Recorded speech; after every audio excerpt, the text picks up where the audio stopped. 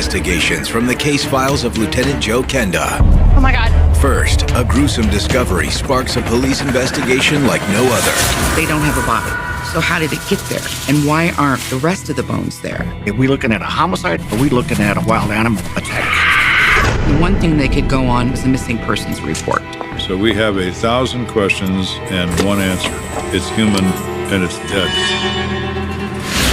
Then, a young man's murder has detectives searching for secrets. When we see that he has a gold ring on his finger, it puzzled us. But is this a crime of passion or something more sinister? Coworkers engage in a sport. It's called coworker watching. They pay attention. Just said, I don't want to live anymore. This happened in less than 30 seconds. Kick in, boom, gone. It takes no time when you know what you're going to do. All people's misbehaviors are preventable. If everyone would think with a clear head, we wouldn't need the police. We would all live in utopia. The problem is, there never will be one.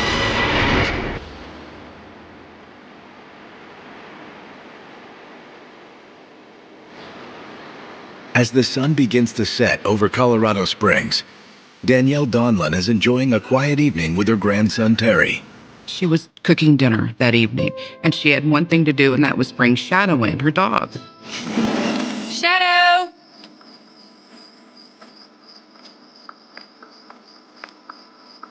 Shadow!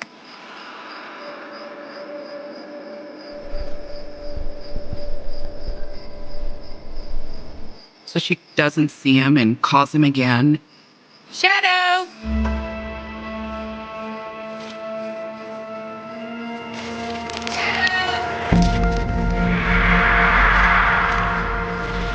There he is. And here comes Shadow.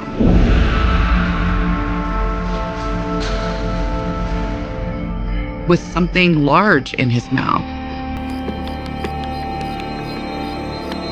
What's he got? I don't know, Terry. She wasn't quite sure what it was when he was first coming up. I thought it might have been a bone, a piece of an animal. It was bloody, had muscle tissue on it. So I walked over there and the dog moved away. Oh my God. Don't touch it! Oh my God, he's got a human skull in his mouth. Come on, boy. Come on, let's go. Come on, let's go.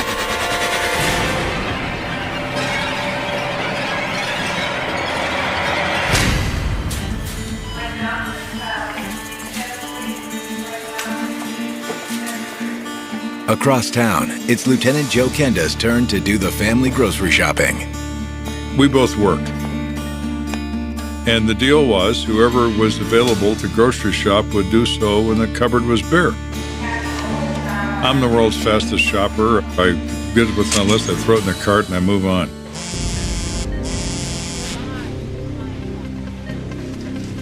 It seems the rest of Kenda's list will have to wait. And I walked out the door. Went back to work. Kenda has been summoned to a neighborhood at the foot of the Rocky Mountains, southwest of town.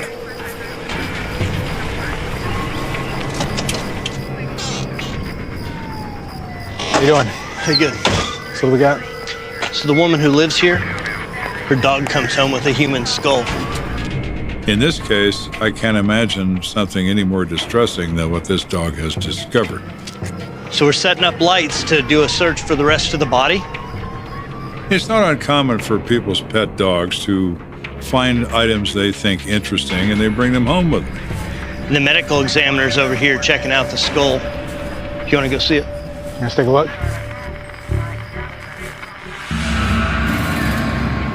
What do you think we got, Doc? Come take a look.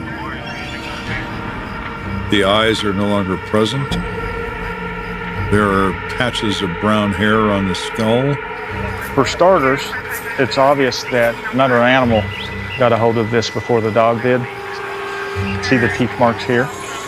In Colorado, we have a lot of large scavenger type animals, including, bear, mountain lion. So anytime you have remains left outside, the animals are going to find it. Time of death is fairly recent. I would say in the last couple of weeks or so, female. young adult to mature. Even with a few features on the skull, you can generally talk about whether it's male or female. You can tell age of the remains, meaning how old was the person when they died, by looking at the eruption of the teeth. No obvious bullet wounds or trauma, but since we don't have the rest of the body, who knows? Right. Good luck with this one, Joe. Thanks. We have no body, and we certainly don't know who it is. So we have 1,000 questions and one answer. The answer is it's human and it's dead. We need to call back to the station, have them start pulling missing persons reports.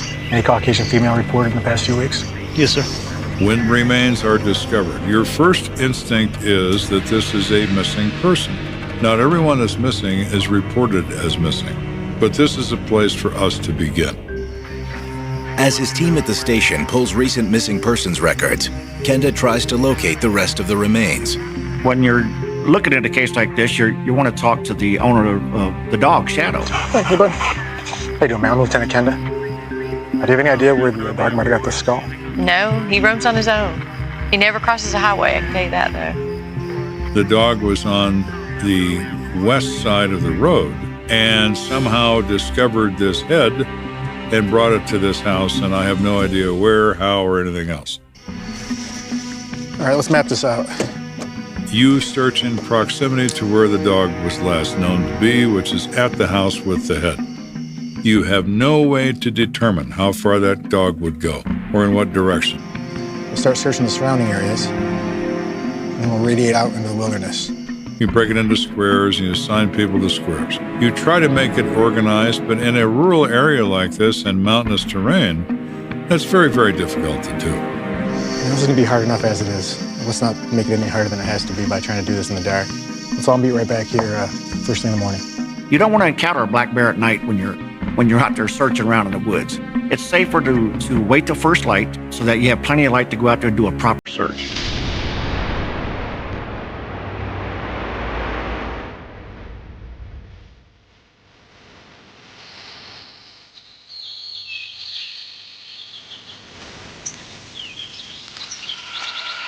So daylight comes, and they come back, and they start to search. And they use a cadaver dog who can, by scent, help find bones or a buried person. Anything associated with a dead body, these dogs absolutely will find it. They'll go to it like a bee to honey. Oh boy. They're trained to notify their handler when they have made a hit. Some dogs bark, some howl, some just sit. I'm hopeful that these dogs are going to immediately find this. If they cannot, you have to consider how big of an area do we need to look in. El Paso County is the size of Rhode Island.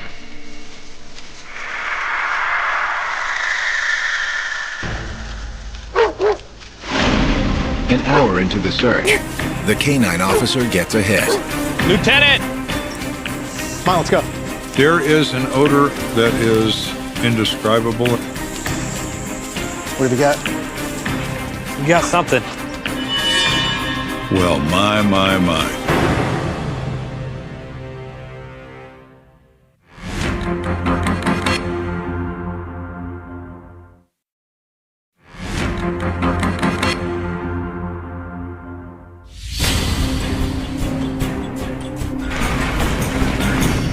So we have a house dog that's recovered a human skull, a female human skull. Now we're on a search for the rest of this woman's remains. Using cadaver dogs for the search, we've had success. Oh boy. So we all walk up to where the dog and handler are. So what have you got? You got something. I don't think it's a full body, though.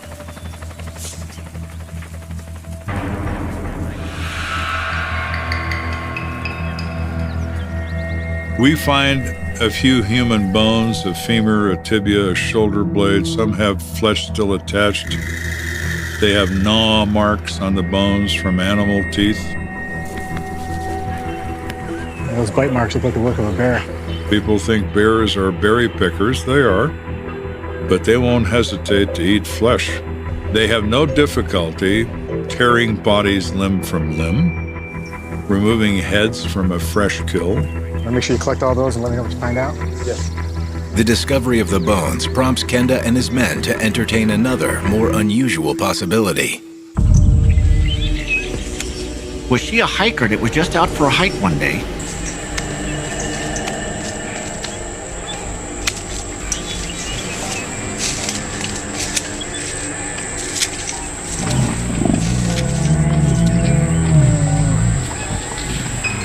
And encountered a bear, and the bear attacked her.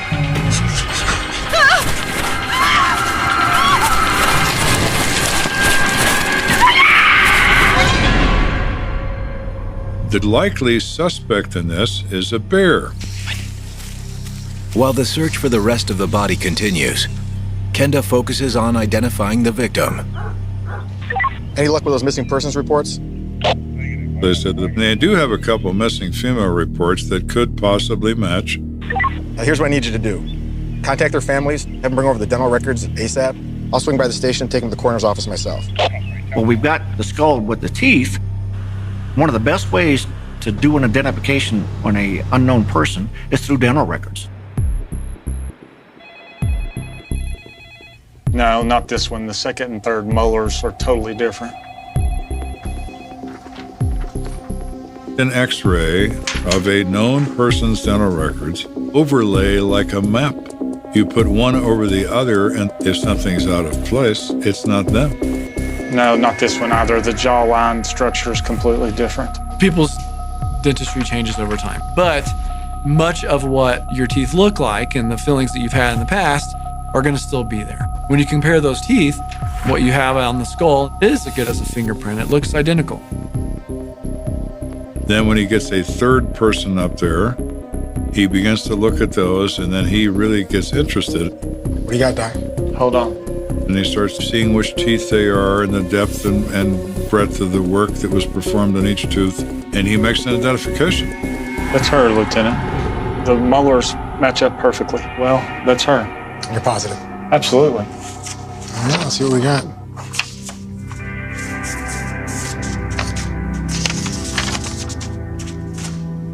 Diane Pelkey.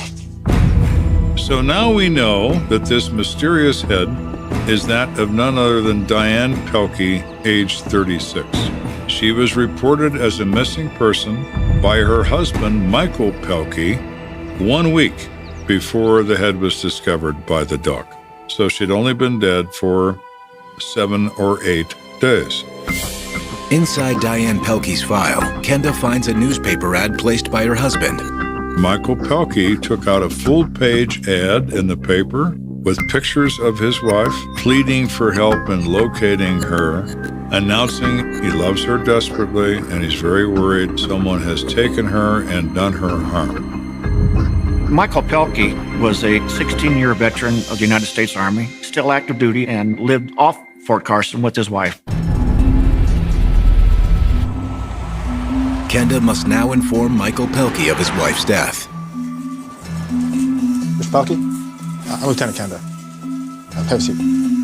What I tell him is we have found human remains, leave it vague as that, and say that positive identification has been made of her through dental records. No, this can't be real. He was overcome when they let him know that it was Diane. They had been together for 15 years, and they had a 5-year-old son. And then they also learned she was 4 months pregnant. Can you tell me the last time you saw your wife? The night that she went missing, we went out to dinner. He said, we started to bicker over stupid married stuff. We've been at each other a little bit for the past few months. It's not a big deal. You know, I'm trying to understand what you're saying. I've had it with the arguing and the fighting all the time. He said she walked away from him and walked off into the night. She was really angry, and he thought, well, she'll get over it, and she'll come home. Based on Michael Pelkey's statement, the restaurant where he last saw his wife is located in downtown Colorado Springs, which means she likely would have had to travel more than 10 miles on foot in order to come face to face with a wild bear. This is not a situation where Mrs. Pelkey is walking in the woods and attacked by a bear. She is killed by something far worse than a bear. She's killed by a human. Now the question is, which human? Was she hitchhiking, trying to get a ride back home? Can I get a ride? And somebody picked her up and ended up killing her? After speaking with Michael Pelkey, Kenda heads back to the station, replaying their conversation in his head along the way. You're going to look for her for a few minutes? He says he has to go home and take care of his 5-year-old son. It could be true. I just don't like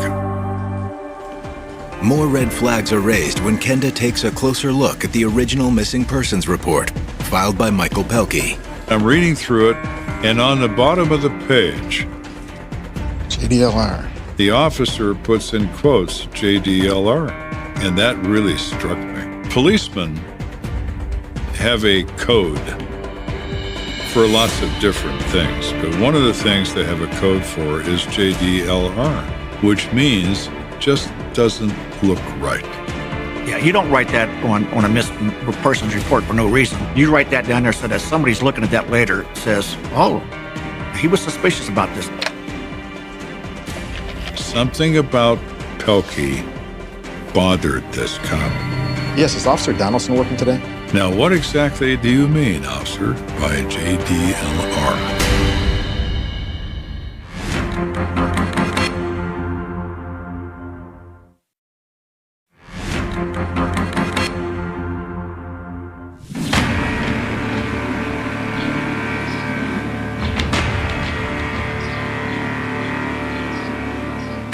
We're investigating the death of Diane Pelkey. Her husband, Sergeant Michael Pelkey, has reported his wife missing. And now we're looking at the report, and what do I find? The police code JDLR. JDLR is officer shorthand for just doesn't look right. That's not good. After reading the report, Kenda tracks down the officer who originally wrote it. Hey, Donaldson. Yes, sir. Yeah, do you remember taking a missing person report from an Army guy that came in here about a week and a half ago? Yeah, that guy. Yeah, I saw your note. He said he was suspicious because very little information was forthcoming from Micah when he made this report. Nothing about a child, nothing about her being pregnant, nothing about ever arguing with her. All of a sudden, she's just gone. She's just not anywhere to be found. Crazy thing was, after giving the basics, he was straight out the door. Didn't even wait. It's been my experience when people really believe something awful has happened to a loved one, they're standing on my desk at 8 o'clock in the morning demanding to know why I slept last night and I wasn't out looking for their loved one. That's why I put the note on the bottom of the report. In case something came up, somebody would know. I said, well, something's come up. Dead Diane Pelkey has come up. Kenda runs Michael's name in the police database. We discover all these damning things. There's a history of domestic violence. There's been restraining orders in the past. They have filed for divorce. He never told us any of those things in our contact with him at Fort Carson. Kenda increasingly believes Michael Pelkey may have murdered his wife, but he's not sure he has the authority to pursue the case any further. In my opinion, this is not a city case. Because of the fact that Diane's remains were found in El Paso County, the sheriff's office was involved in this investigation. The case may be outside Kenda's jurisdiction, but that doesn't stop him from pressing the sheriff's office to put the squeeze on Michael Pelkey. Yeah, I've got a guy that I really like for it. We think the husband definitely had something to do with it. They listened to us very carefully, and they said, yeah, we'll take it. So they do. And they bring Pelkey into the sheriff's department, and we're out. At the sheriff's office, deputies hammer away at Michael Pelkey. They present his history with her. They present all the reasons why they suspect he's responsible for her death. There's a lot here that just does not make sense to me. Maybe you can help me out. Sergeant Pelkey is overwhelmed by guilt, overwhelmed by the presentation of one fact after another that points directly at him and at no one else. And he's going to break. And that's precisely what he did. I didn't mean to do it. You have to believe me. Just tell me what happened. We were in the car together, driving to Manitou Lake where I wanted to do some fishing. And on the way there, we started arguing. Why don't you just admit you slept with that guy? You've got a lot of nerve considering what you've been up to. He felt that she had been unfaithful to him. She felt that he had been unfaithful to her, and it just escalated. I've moved on from that. So you're trying to say it never happened? What is your problem, Diane? My problem is you. I have had it with you. Stop right here. I'm getting off. I'm tired. I don't want to listen to you anymore.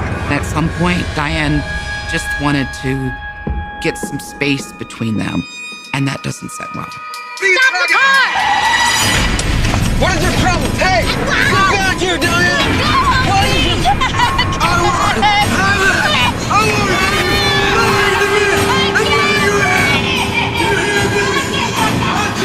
Michael tells investigator he snaps.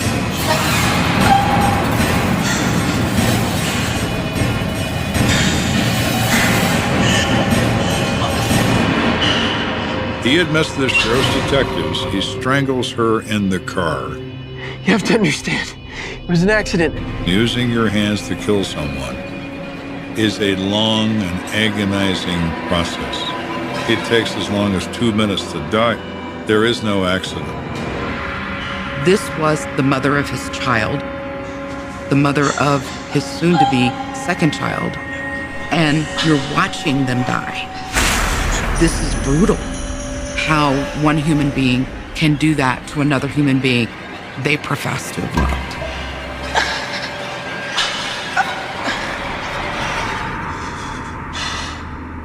And now she's dead, and it's 10 o'clock in the morning on a weekday. Michael tells detectives that after strangling Diane, he panicked and decided the best move would be to drive to a remote location in the Rocky Mountain foothills and dispose of her body.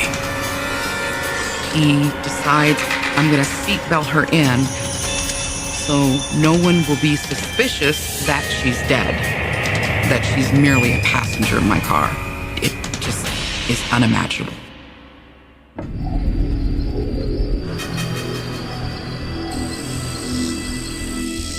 He drives to a ravine near the highway. He left her in an area where he couldn't imagine anyone would ever find her, a very wooded area. His plan is he's going to report her missing to the police.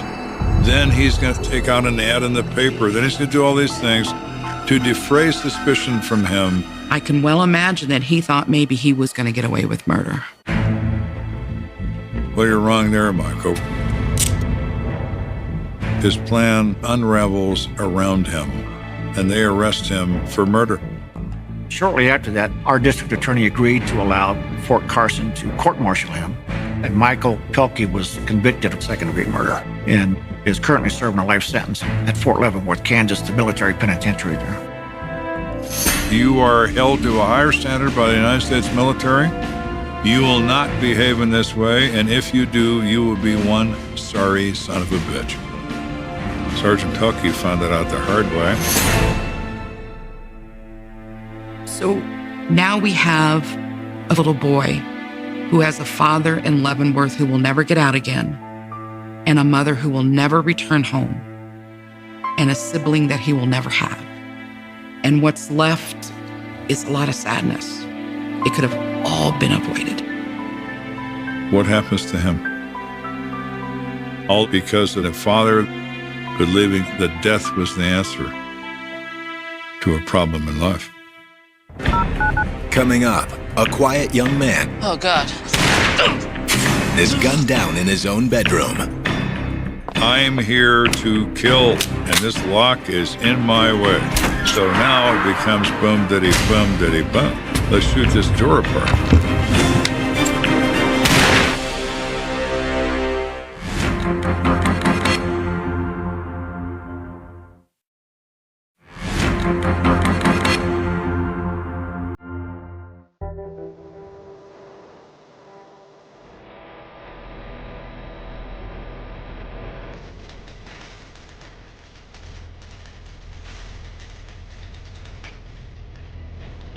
Hey, Judy, are you excited about watching the Olympics? I am excited. I like the swimming. It's the normal overnight shift at the 911 call center where it's not necessarily busy. Oh, I've got one coming in. 911, what is your emergency? Hello, this is 911. What is your emergency? Can you please send someone here quickly? A burglar just broke into my apartment. She knows that somebody's voice is heightened and that somebody's in distress. Okay, I have your location. It's East Bijou, is that correct? Yes, that's correct.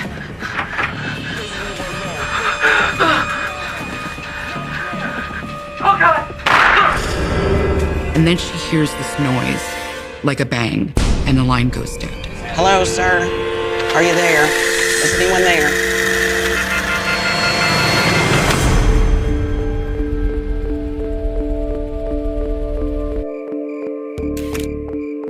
And it was about 2 o'clock in the morning. I had responded to a complaint of a burglary in progress with shots being fired. It's this kind of case. Hey, JD, anybody hurt? Yeah, we got one dead, a male Vic in the back bedroom, Danny Richmond, 24. Was anyone else home at the time? His roommate was a 50-year-old woman, Savannah Neal. The responding officer tells me that this apartment is rented by one Savannah Neal, a 50-year-old who Danny Richmond had met at their place of mutual employment. The age difference between Savannah and Danny strikes Kenda as odd. You have a 50-year-old female involved with a 24-year-old male. People tend to room with people of their own approximate age. Just on the surface, it would certainly seem as if this is some sort of temporary living circumstance. Where's your roommate now? Medical took her. She was pretty shaken up, but she wasn't injured in the attack. Based on the preliminary report given by emergency dispatch, police believe Danny was the 911 caller. He was reporting someone breaking into the apartment, and he didn't know who it was. Burglars, by definition, are sneak thieves. He is a frightened kind of criminal. So it is possible that this person breaks into this apartment and then discovers someone is there, i.e. the victim. Oh, God.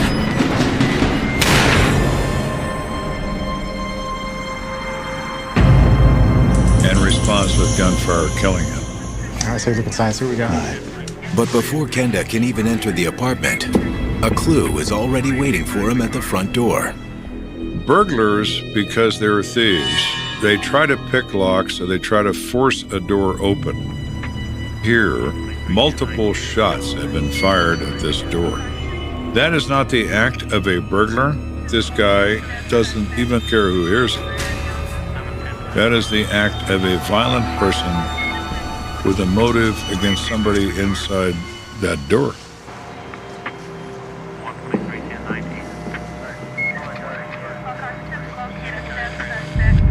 In addition to the shots fired at the door, the nature of Danny Richmond's fatal injuries provides further evidence of how and where the shooting took place. He is shot in the central chest. Now, the interesting thing about his body is there is no stippling, tattooing, burn marks from muzzle flash, none of that, which means the shot is fired from in excess of 48 inches away.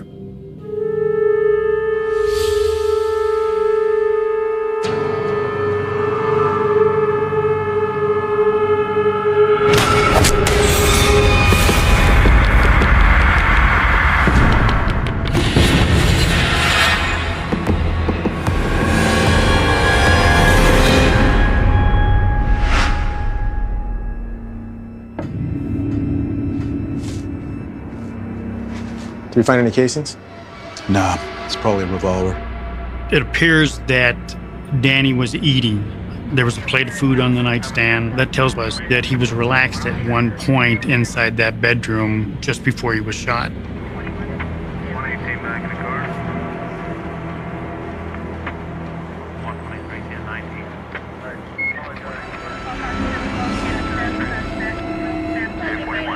He's married. I guess I could explain why he was crashing here. Maybe he's married and he's not getting along. And because he's having these issues, a co-worker who is Savannah Neal allows him to stay in her apartment. Could Danny's estranged wife be responsible for his death? It's a possibility Kenda's more than willing to consider. So they had a mystery on their hand. Who is Danny's wife and where is she? Now, the interesting thing about it is, why is Savannah not dead? Why does she not have any evidence of being pistol whipped or any evidence of anything? It's clear the shooter is only after one person, and it's not her. It's Danny Richmond. While Kenda assesses the scene in the bedroom, investigators canvass the perimeter for any sign of the killer. All right, let's try... Lieutenant, they need you outside. When we go out the back door of the apartment complex, So what have we got? Looks like a 357. we find shell casings at the threshold of that door.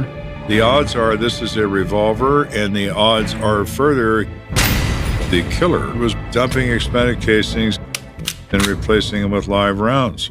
Wanna go ahead and bag those up for evidence for us? Yes, Lieutenant. Now, reloading a gun sometimes is habit for military. I'm going to pay attention to anybody that might be military involved in this. It's possible because there's so many military people in Colorado Springs.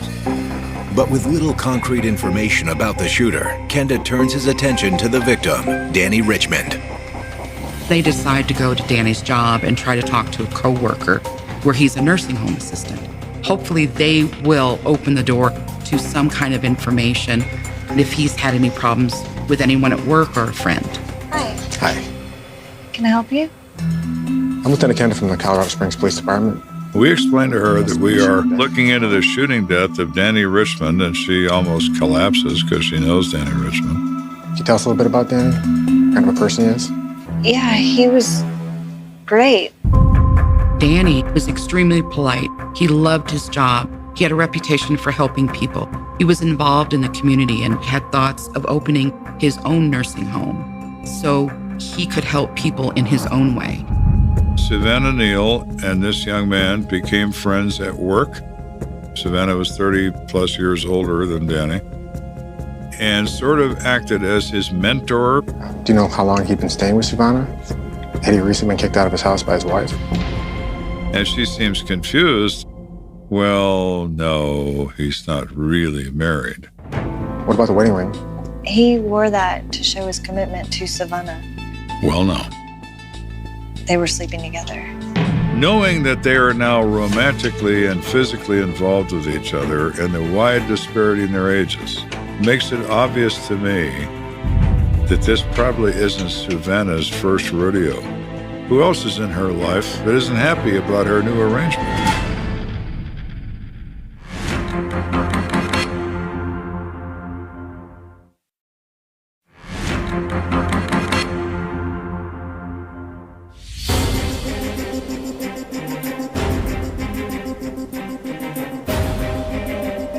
We're investigating the death of 24-year-old Danny Richmond. And now we determine through a coworker, he's involved with another coworker who's quite a bit older than he is. Now that opens a whole new dimension. Is there a third player in this little happy duo? Can you tell me more about Danny's relationship with Savannah? For Danny, the relationship with Savannah was so serious that he had every intent of marrying her after her divorce was final. His name was James Neal. They'd been married for like 25 years. They were having problems, so she moved out and got herself an apartment. Kenda thinks back to the pile of casings at the crime scene and follows up on a previous thought. Do you have any idea if James was in the military? I think he was in the Army. Now he just works as a security guard somewhere down the road. Well, he fits rather nicely. A military ex-husband, and they're having problems. Maybe it isn't like to let go. Maybe he sees Danny as a reason why he cannot let go. James Neal has shot to the top of Kenda's suspect list. But before he questions James, Kenda hopes to gather additional information from his wife, Savannah, who's being held at a nearby hospital for observation. Miss Neal? When I arrive at the hospital, she's sitting on a bed. She's still very distressed, but she's not hyperventilating. I've been talking to some of your coworkers, and they were telling me that you were having some problems with your husband. Yes. It's been bad for a while. We weren't getting along, and so I moved out. But then when James found out about my relationship with Danny, things started to get really scary. She explains that he had an extremely jealous reaction. He began stalking Danny, stalking her, making threats. Savannah told us he would follow her all over the city. She would see him in parking lots when she'd go grocery shopping. She would see him when she'd arrive at work. It got to the point where everywhere she went, she looked to see if James was following her. Kenda asks Savannah to describe the events leading up to Danny Richmond's death. She said, well, it was 12:30 or so. Danny goes to school at night because he works during the day. He doesn't come home until quite late. This is great. I fixed him something to eat, and we sat on the bed while he ate something from his plate, and we just talked. And then all of a sudden, I heard this loud pounding sound at the front door. Open the door, I know he's in there. I'm gonna call the police. Open the door.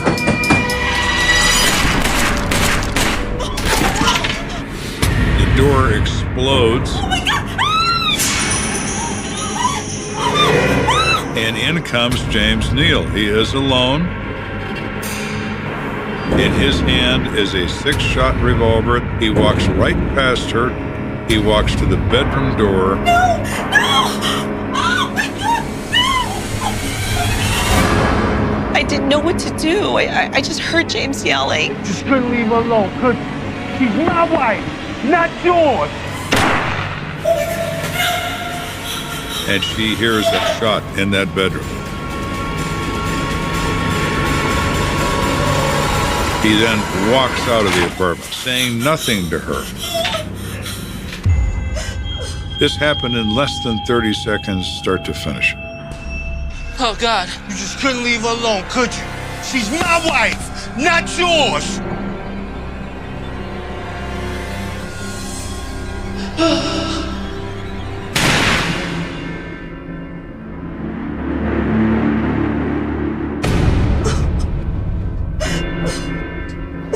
I'm very sorry. She's getting all distressed again because now she's reliving the moment. So I thought, okay, well, this will wait for some time. We have the basic facts. James Neal is the shooter. Now we just need to find him. Could you tell me what James drives? It's a gray Camry. Do you need the license plate number? Absolutely. I put out an APB on the information that Savannah provides me. I explain this possibly contains James Neal. He is wanted for murder, should be considered armed and dangerous.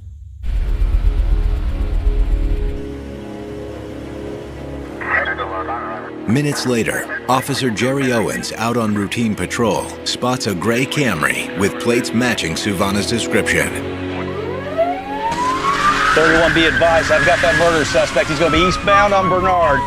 I noticed it coming around the corner toward me at a high rate of speed.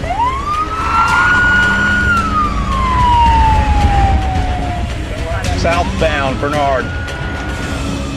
Now I'm thinking, well, we're going to have a chase.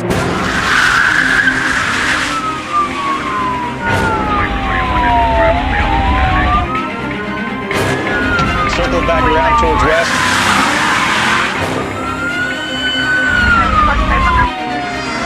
He's stopping up. Boulder and Bernard. Then all of a sudden he just pulled over.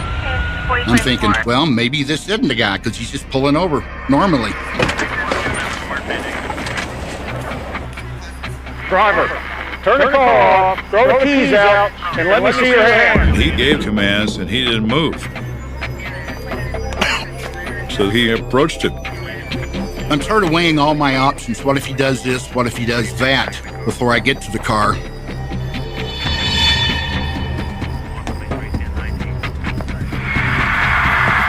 When I went up to the driver and noticed the individual had blood on his left shoulder. That made me curious. Looked a little bit closer. I saw blood on his stomach area. It's now clear to Officer Owens that James Neal has just shot himself.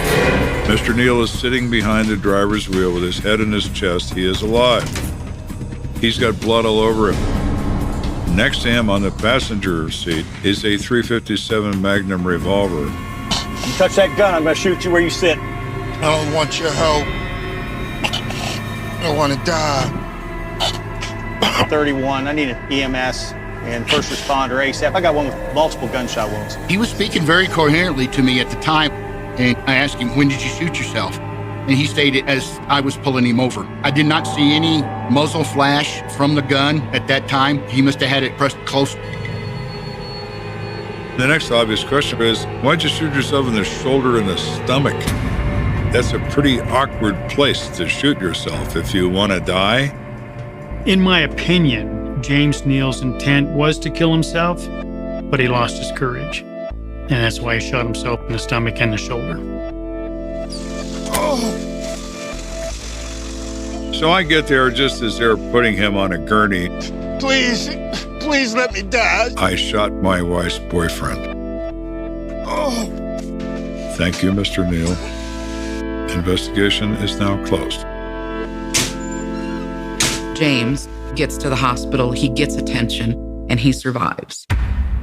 At trial, James Neal is convicted of first-degree murder and sentenced to 45 years in prison. But the void left by the young man whose life he took can never be filled. The tragedy that is left in the wake of this is immeasurable. Danny is young. He is in love with this woman, irrespective of their difference in age. They say love is a many-splintered thing. It is, but it can include hate. Things of relationships can turn to nightmare scenarios very quickly. And this is one of those. It began on a rain-slicked November night, the streets of Chicago glistening under the flicker of broken street lamps, shadows slinking between alleyways as if hiding secrets they were sworn to keep. A lone pedestrian hurried past the cracked pavement, the echo of hurried footsteps bouncing off graffiti-stained brick walls. Somewhere in the depths of Lincoln Park, a figure lay motionless, barely visible beneath the pool of streetlight, its face obscured by the hood of a jacket, and yet the unmistakable presence of terror hung in the air like a choking fog. It was 1998, a year when the city buzzed with life, when crime reporters thrived on adrenaline, when the wind carried whispers of fear down every avenue. That night, the world was about to witness a disappearance that would haunt Chicago for a quarter of a century. By morning, the first calls had been made, frantic voices crackling over police radios, officers rushing to the scene as neighbors peered from behind lace curtains, coffee cups trembling in hands that were too small to hold the weight of dread. The victim, a young woman of 27, known to friends as Sarah Mitchell, had vanished without a trace, leaving only the faint smell of wet asphalt and the residual shock of her abandoned bag lying across a nearby bench. Her car was still parked 3 blocks away, keys dangling in the ignition, the engine cold. It was as if she had evaporated into thin air. Detectives arrived, eyes scanning the street for clues that refused to present themselves, cameras snapping pictures of nothing but empty sidewalks, broken glass, and rainwater that reflected neon signs like distorted memories.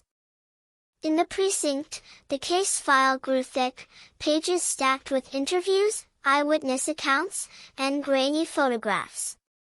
Yet, the details were frustratingly sparse, like fragments of a story someone had torn apart and scattered to the wind. The first witness claimed to have seen a shadowy figure loitering near the park entrance around 10:30. Another swore she heard a scream, muffled and fleeting, echoing through the alleys, but when officers searched, they found only a stray cat crouched under a fire escape, eyes glowing like twin lanterns in the night. Every lead dissolved into dead ends, every tip evaporated into the unrelenting Chicago winter. The community watched with mounting unease as the days turned into weeks, the weeks into months, and the months into years. Sarah Mitchell's disappearance was more than a missing person report. It became a phantom that haunted local newspapers, a cold case that made even the most jaded reporters feel the tremor of raw fear. Mothers warned their daughters not to walk alone. Taxi drivers claimed they saw glimpses of a woman running between shadows, clutching her coat as if fleeing something too terrifying to name. Rumors flourished like weeds. Some whispered that she had run off voluntarily, others that she had been targeted by someone she trusted, and some insisted the city itself conspired to hide the truth. Police officers rotated shifts on the investigation, each one inheriting the haunted stare of the last, a gallery of skeptics whose faces aged while the streets remained indifferent, cold, and unforgiving. The first breakthrough came not from technology but from obsession. Detective Raymond Cruz, a man whose own life had been stitched together by threads of tragedy, could not ignore the pattern of disappearances clustered around the park. He pored over case files, photographs, and reports, tracing lines across maps with fingers that trembled not from fear but from a growing sense of inevitability. He noted small, almost imperceptible details, the placement of a lamppost, the angle of a discarded bicycle, a single red glove found in the bushes, its pair never recovered. Months of sleepless nights blurred into each other. Coffee-stained files, cigarette ash in the margins, a single room filled with maps pinned to corkboards, strings stretching from point to point like veins across a city map. Cruz felt the pulse of a story that was not willing to reveal itself without demands. Witness accounts grew inconsistent, fading memories twisted by time, fear, and rumor. One elderly man swore he saw a tall figure in a trench coat pacing the edges of the park at dusk, but when detectives returned to his apartment for identification, he could remember nothing more than the outline of a shadow, leaving the officers with the cold realization that memory was both weapon and cage. Neighbors reported noises in the dead of night, soft whispers, a door creaking, footsteps echoing across empty hallways. Every lead, no matter how trivial, carried the weight of potential revelation. Every discovery left the investigators both elated and haunted, like chasing phantoms in a storm. For years, the case remained stagnant. Cold case units cycled in and out. New detectives inherited old files, flipping through yellowing pages as if handling sacred relics, photographs of a woman who might have been anyone, whose smile frozen in a photograph mocked the cruelty of time. The city moved around the unresolved mystery, as if life itself refused to pause for grief. Sarah Mitchell became a symbol, a ghost whose presence lingered in the corridors of law enforcement, in the local press, and in the minds of those who had seen her last, walking away into an unseen horror. Technological advances in the early 2000s offered glimmers of hope. DNA databases expanded. CCTV footage, once grainy and overlooked, could be enhanced. Fingerprint records digitized. But each promise was a cruel tease. Nothing connected. No fingerprints. No DNA. No clear suspect. It was as if the perpetrator had anticipated the advance of science, slipping through every net thrown in desperation, leaving investigators to stare at screens, eyes dry, hearts racing, knowing that somewhere in Chicago, the truth existed but refused to be spoken. Yet obsession is a powerful engine. Detective Cruz, now older, more lined, carried the case like a shadow over every sunrise. He revisited witness accounts, recalculated timelines, and questioned every assumption, peeling away layers of misdirection. A breakthrough came unexpectedly. A man who had been a janitor at the park, long dismissed as inconsequential, mentioned a peculiar pattern of discarded items along the periphery: coins, buttons, a fragment of a scarf, that matched items reported missing from the victim's apartment. It was a small detail, almost laughable in its insignificance, yet it opened a door that had been tightly sealed for decades. Following this fragile thread, crews traced a pattern of movement that suggested premeditation, familiarity, obsession. The perpetrator knew the city, its shadows, its overlooked corners. The realization hit like ice water: this was not random. This was meticulous, calculated. Every clue discarded intentionally, every step choreographed to delay discovery. The detective mapped each reported sighting, every fragment, every odd coincidence, and suddenly the chaos formed a map of purpose. It pointed to someone who had walked unnoticed for years, whose anonymity was the perfect camouflage. Community response remained a mix of fear and fascination. Murals of Sarah Mitchell appeared on walls, candlelight vigils commemorated her absence, and locals whispered about a shadow who had watched, waited, and vanished without remorse. The psychological toll on investigators was immense. Families demanded answers, the press sensationalized theories, and rumors tangled with facts until truth itself seemed unattainable. Every new lead was met with skepticism, every discovery questioned, yet the sense of impending revelation hovered in the air, palpable, as if the city itself knew the killer's patience was nearing its end. Detective crews knew that obsession alone was not enough to solve the case, yet it was the only engine that kept him awake while the city slept, its lights flickering against the dark like watchful eyes. He revisited the scene of the disappearance: every crack in the pavement, every damp leaf on the ground, every distant howl of a stray dog became part of a mental map he traced obsessively. Rain had returned that night, dripping from fire escapes, collecting in puddles that mirrored the ghostly glow of street lamps, and crews imagined her running, slipping through shadows, clutching something precious, or maybe nothing at all, as if the city itself had swallowed her whole. The thought was unbearable, yet he could not stop. For 25 years, the city had changed. Buildings had been renovated, alleyways repaved, street lamps replaced, but some things remained untouched: the echoes of screams, the faint smell of wet asphalt, the uneasy feeling in Lincoln Park that at any moment, the past could reach out and brush against you. New witnesses came forward over the decades, their memories sharpened or distorted by time, their eyes reflecting the weight of events long past. One elderly woman, recalling a foggy November morning, described a figure with a strange gait, moving deliberately between the trees as though studying the park, memorizing paths, waiting for the perfect moment.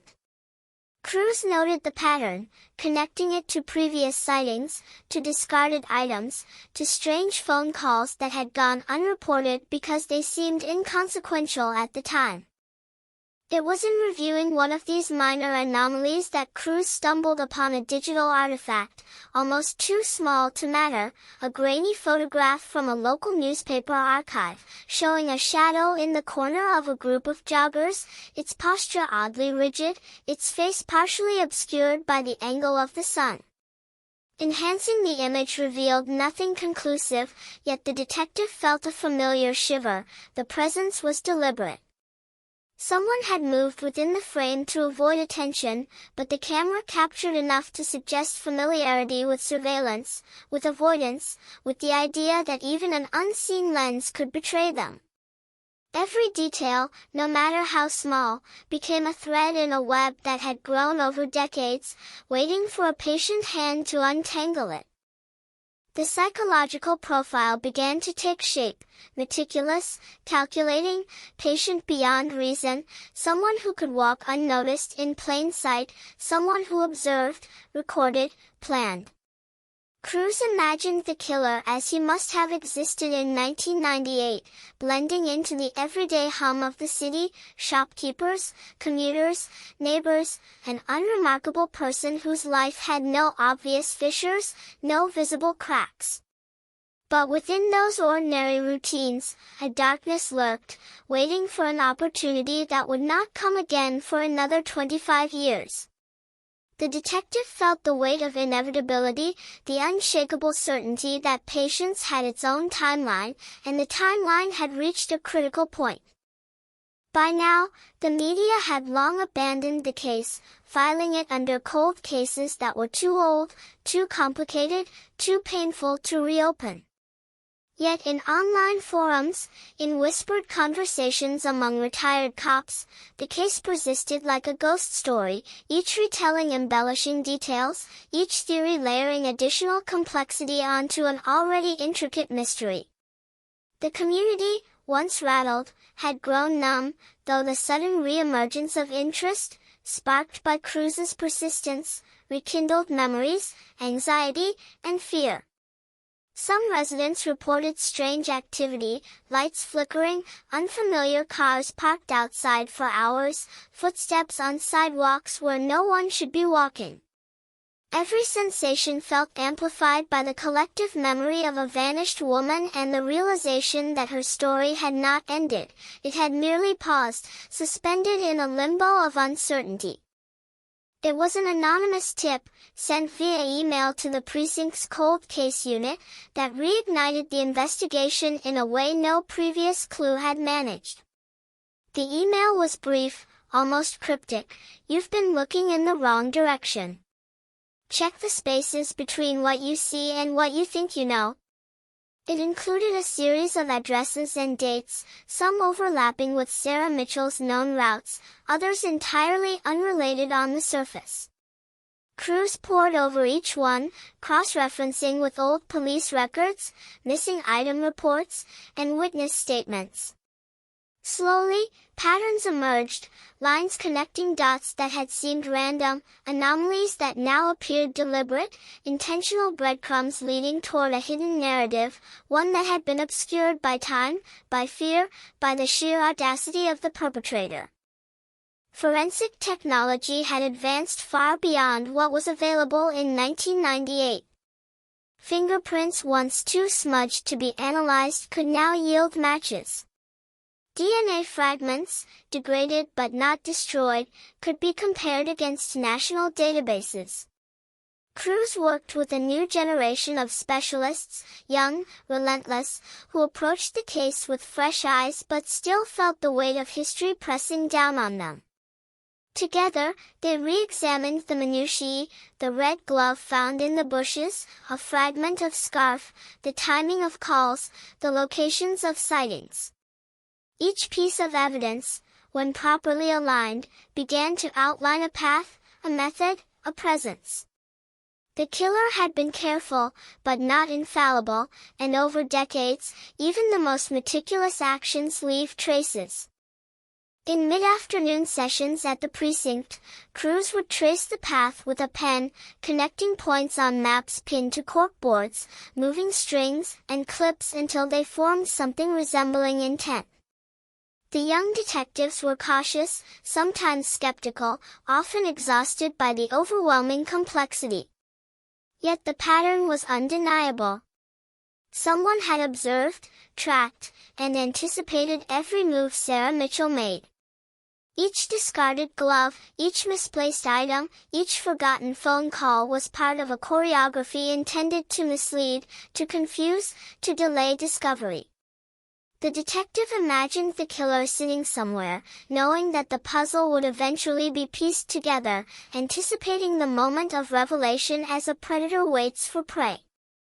The breakthrough came late one night, in a small office illuminated only by the glow of a computer screen. Cruz compared names across multiple records, looking for anomalies, coincidences that might suggest connection. He noticed a man whose address and employment history overlapped with nearly every location associated with the victim's last known movements, a man whose presence in the city had gone largely unnoticed, unremarkable, ordinary in every sense. Yet when cross-referenced with property records, minor criminal offenses, and surveillance images, a disturbing picture emerged. The man had been close enough to observe, distant enough to avoid suspicion, patient enough to wait decades. It was an improbable set of coincidences, but coincidences rarely survive such scrutiny.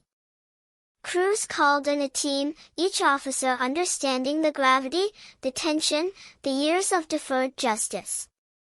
They planned a quiet observation, careful not to alert the suspect, whose ordinary life continued in apparent normalcy, a suburban home, a steady job, a routine that masked a darkness unimaginable to neighbors and colleagues. The detectives watched, noted routines, analyzed behaviors, all the while feeling the oppressive weight of history pressing down, of every unasked question, every unanswered scream that lingered in the shadows of Lincoln Park. As the operation progressed, small errors became evident.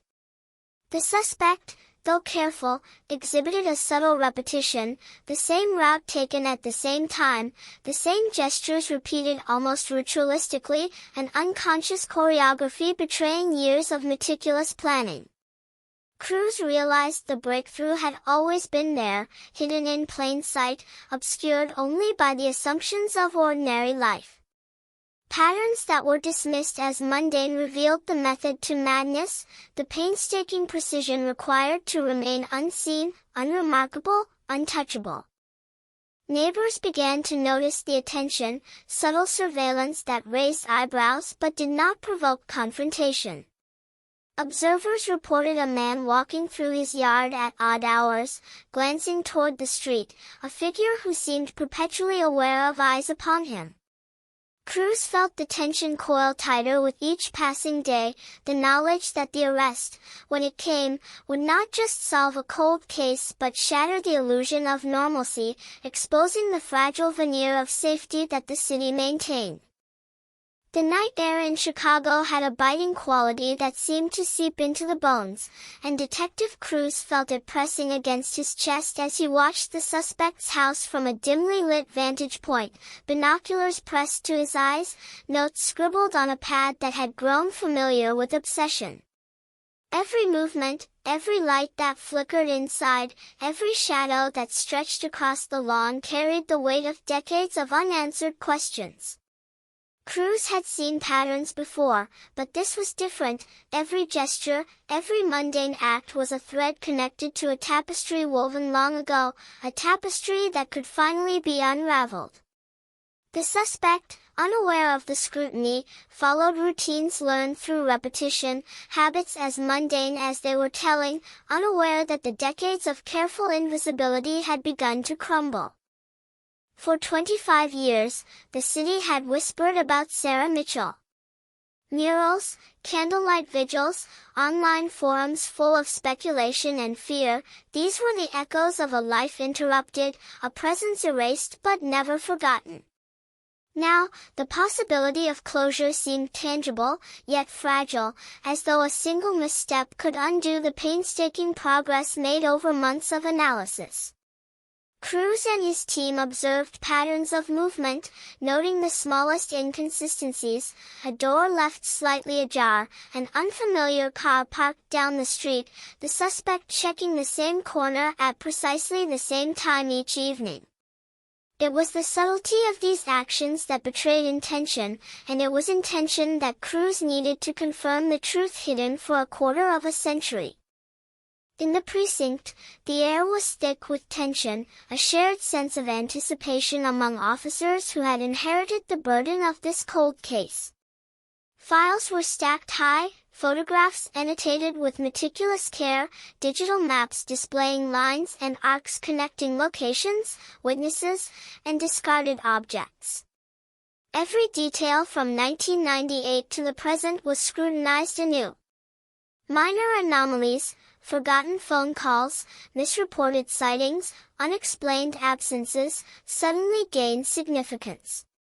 The patterns emerged like constellations across the city's dark sky, and in those constellations, crews saw the outline of a predator who had waited patiently, knowingly, for decades, confident in the invisibility afforded by careful planning and the indifference of time.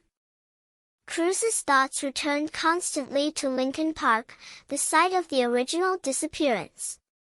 He walked the paths himself, boots crunching against frost-hardened leaves, imagining Sarah's steps, the echo of her presence, the fleeting terror she might have felt as the shadow pursued from somewhere unseen. He could almost feel her fear, a phantom weight that pressed against his own heartbeat. Every witness description, no matter how unreliable, was reevaluated in this context. The jogger who saw a figure disappear between trees, the man who heard a scream carried away by the wind, the cat that crouched under a fire escape, blinking in the reflection of distant neon. Each fragment of observation became a piece of a mosaic that had refused completion for 25 years. Technology provided new insight. Digital forensics allowed crews to analyze decades-old photographs, emails, and documents, revealing subtle connections missed in the analog era. Fingerprints that had long been smudged now offered partial matches. DNA fragments preserved under improper storage yielded minuscule but significant profiles. It was the combination of these fragments, physical evidence, digital traces, and behavioral analysis, that began to construct a narrative both horrifying and methodical. The detective realized the killer had not just acted impulsively but had orchestrated disappearance and concealment with calculated patience, ensuring that every conceivable trail would run cold unless observed through the lens of relentless scrutiny. The suspect's ordinary life made the tension unbearable. A man neighbors described as quiet, polite, unassuming, living a life so banal that it would have seemed impossible to connect him to decades-old terror.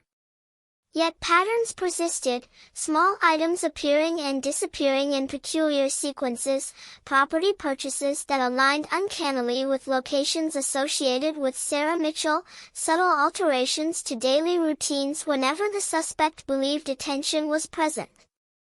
Crews saw in these behaviors the hallmark of obsession needing opportunity, the meticulous choreography of a life spent preparing, watching, and waiting. Inside the precinct, the atmosphere grew suffocating. Young detectives, recently assigned to cold case units, stared at maps and photographs with the same haunted curiosity that crews carried, realizing that what they were observing was a monster hidden in plain sight, a life dedicated to concealment and careful manipulation. Every briefing felt like a rehearsal of tension, every hypothesis tested against decades of silence and misinformation. The city itself seemed to participate, its rhythm marking the passage of time and the slow collapse of a carefully maintained facade. Cruz's thoughts often returned to the red glove discovered all those years ago, half hidden in the bushes, the pair never recovered. The fragment of a scarf, a coin, minor details once overlooked, now revealed the perpetrator's signature, a pattern of leaving small markers, perhaps a subconscious need to demonstrate presence without exposure. It was almost as if the killer taunted the investigators, confident in the knowledge that the passage of time would transform curiosity into resignation, obsession into futile hope. Cruz, however, could not relent. Every detail mattered. Every minute observation had weight. The breakthrough occurred when patterns intersected with modern databases. The suspect's presence in the city, once invisible, now mapped neatly against missing items, witness sightings, and minor anomalies. Cruz began compiling a timeline, aligning the suspect's known locations, employment, and personal history with the geography of the case. Every day, every hour, every motion aligned with eerie precision. The detective felt a chilling confirmation. The suspect's life was a web of coordination with the disappearance, a calculated routine maintained for years to avoid detection, yet leaving the faintest imprint of intent. Community awareness began to stir again. Word of renewed investigation leaked, conversations in local cafes and online forums rekindled rumors, fear, and fascination. People reported glimpses of unfamiliar vehicles near the park, neighbors noticed unusual activity, and a sense of expectancy, both anxious and morbid, permeated the city. Crews understood that the arrest, when it came, would not merely close a case file, it would shatter the illusion of safety, expose the fragility of daily life, and confront a community with the reality of evil hidden in plain sight for decades. Observations intensified. Crews deployed surveillance, monitoring the suspect's routines, movements, and contacts. The suspect, unaware of scrutiny, displayed subtle patterns, checking street corners, pausing at intersections, adjusting routes without apparent reason. Every action, when juxtaposed with historical data, revealed intention, a careful orchestration of concealment. Crews began to construct a psychological profile, recognizing traits of meticulousness, patience, and premeditation that explained not only the disappearance but the deliberate avoidance of capture. It was a revelation decades in the making, built from fragments of memory, observation, and deduction. Late-night sessions with analysts yielded further insight. Emails, logs, and historical records revealed connections previously unnoticed, brief interactions, minor purchases, and seemingly inconsequential movements now held significance. Crews realized that the suspect had been consistently present yet invisible, every detail carefully designed to avoid detection, every moment rehearsed to perfection. The detective's pulse quickened. The city streets, once indifferent, now seemed complicit in revealing the truth, providing subtle cues and alignments that had waited decades for the patient observer. Finally, after meticulous analysis, observation, and the layering of decades of evidence, the net began to tighten. Crews and his team noted anomalies in the suspect's behavior, hesitation here, an overlooked item there, a pattern that could no longer be ignored. The sense of inevitability was palpable. The city itself seemed to hold its breath. After 25 years, the shadows could no longer conceal what had been orchestrated with such care. Every thread traced back to the individual who had watched, waited, and concealed the disappearance of Sarah Mitchell, whose presence haunted Lincoln Park and whose absence lingered in every whispered rumor. The city's hum had a sinister undertone that night, a rhythm that seemed to pulse in time with Detective Cruz's heartbeat as he and his team prepared for what they knew could be the decisive moment. For 25 years, the suspect had moved through Chicago unnoticed, blending into streets and workplaces, leaving fragments of presence like breadcrumbs to taunt investigators, and now the long shadow of anticipation stretched taut across the precinct. Every map, every surveillance photo, every scrap of evidence pointed in a single, terrifying direction. The man they had watched, studied, documented, was about to confront his past, or perhaps it would confront him first.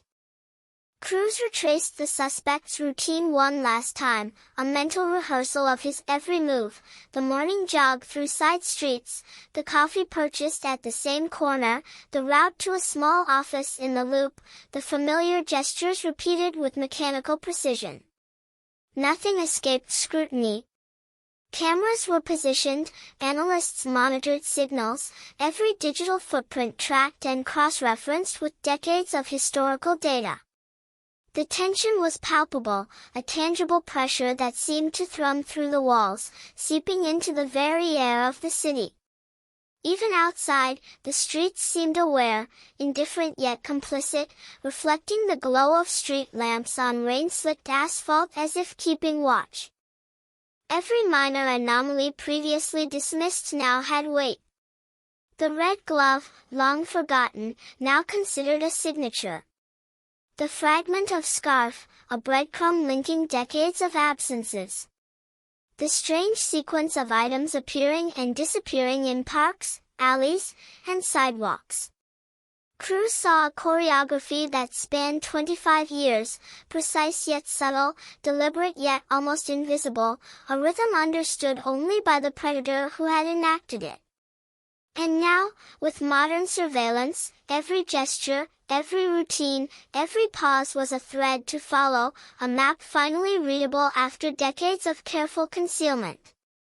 Community reports trickled in, almost unnoticed at first. A neighbor mentioned a man behaving oddly, pausing in front of windows, adjusting curtains, disappearing before the observer could draw conclusions.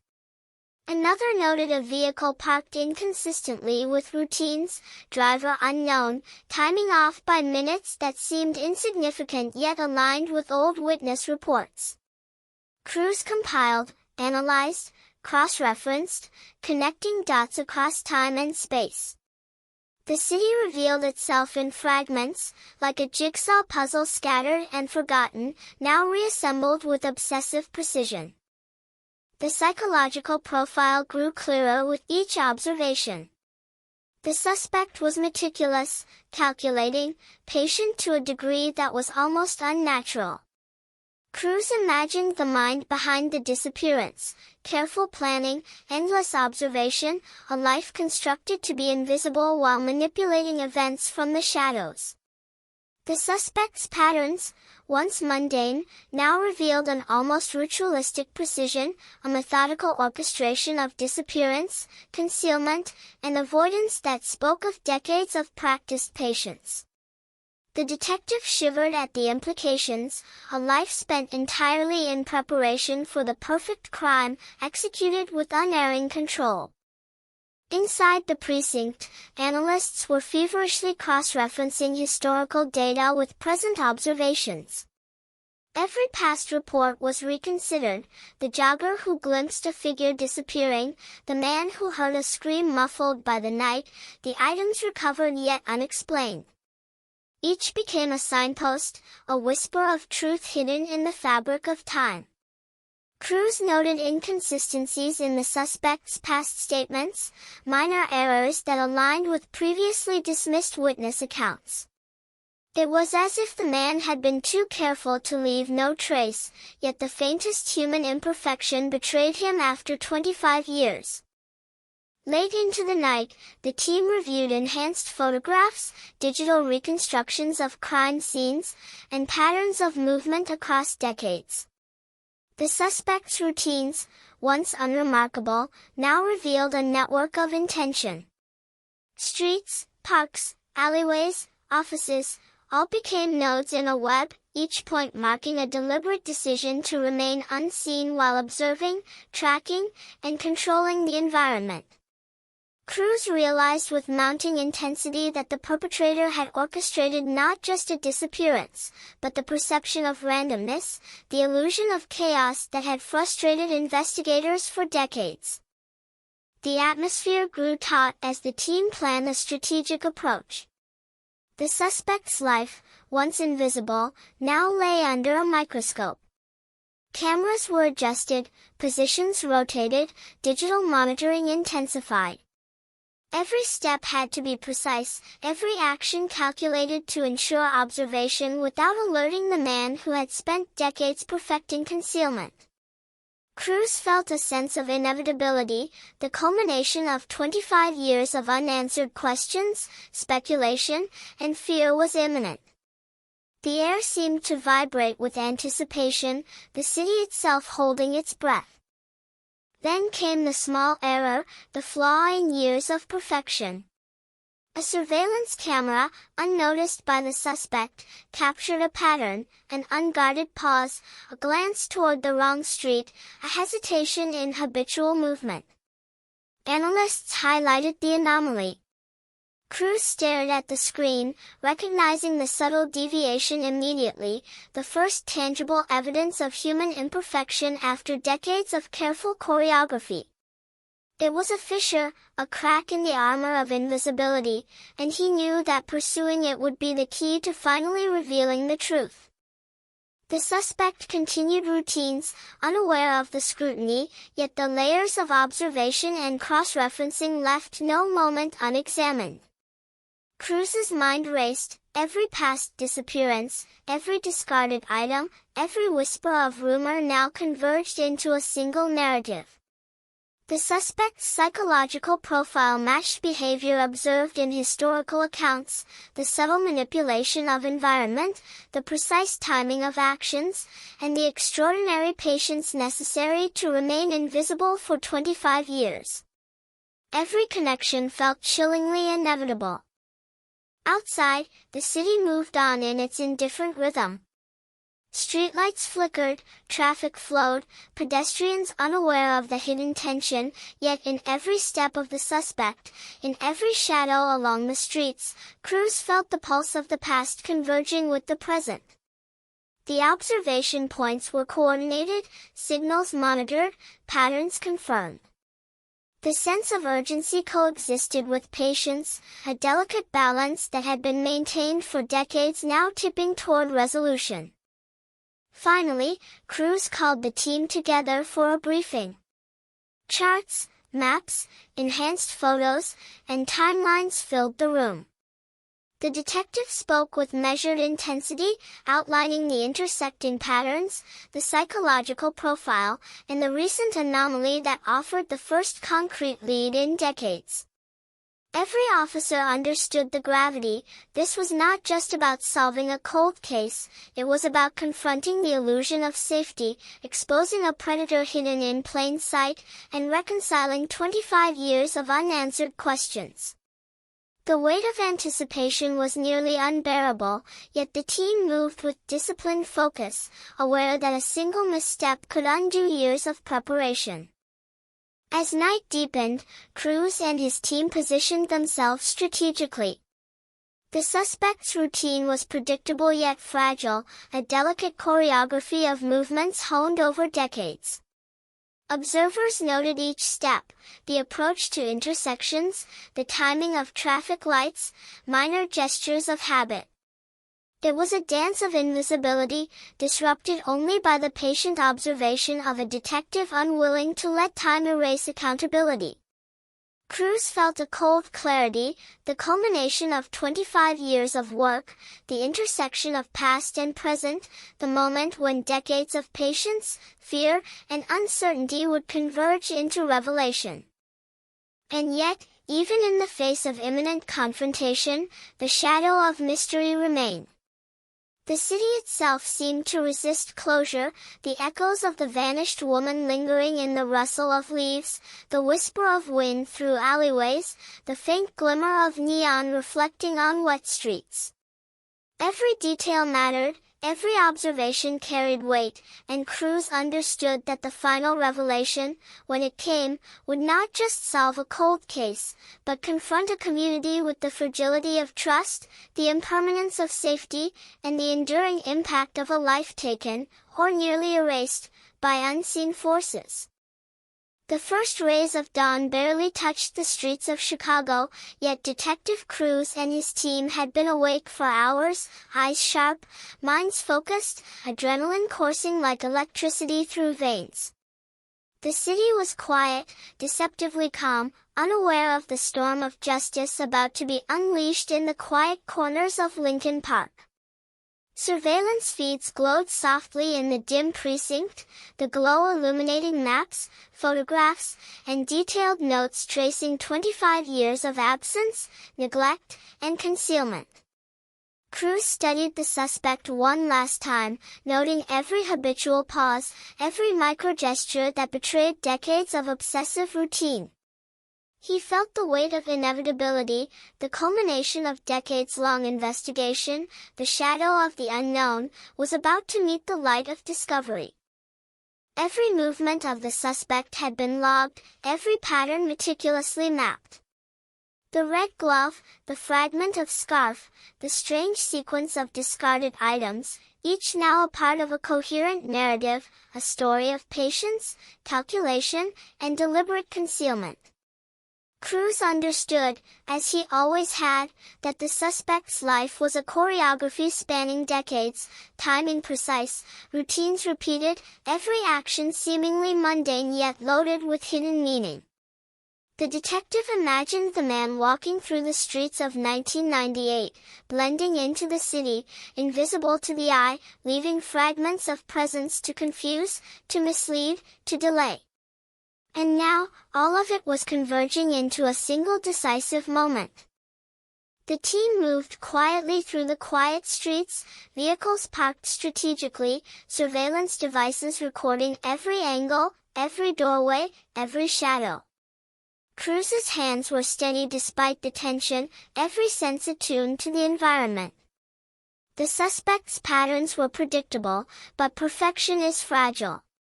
A slight deviation, unnoticed in daily life, becomes a critical error under sustained observation. Cruz and his officers were ready, every contingency planned, every route covered, every escape cut off. For decades, the city had been a stage for the suspect's calculated performances. Tonight, the script would be rewritten.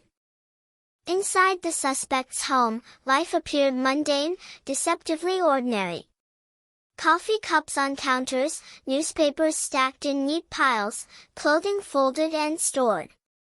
Yet beneath the surface lay decades of hidden acts, carefully orchestrated, meticulously concealed.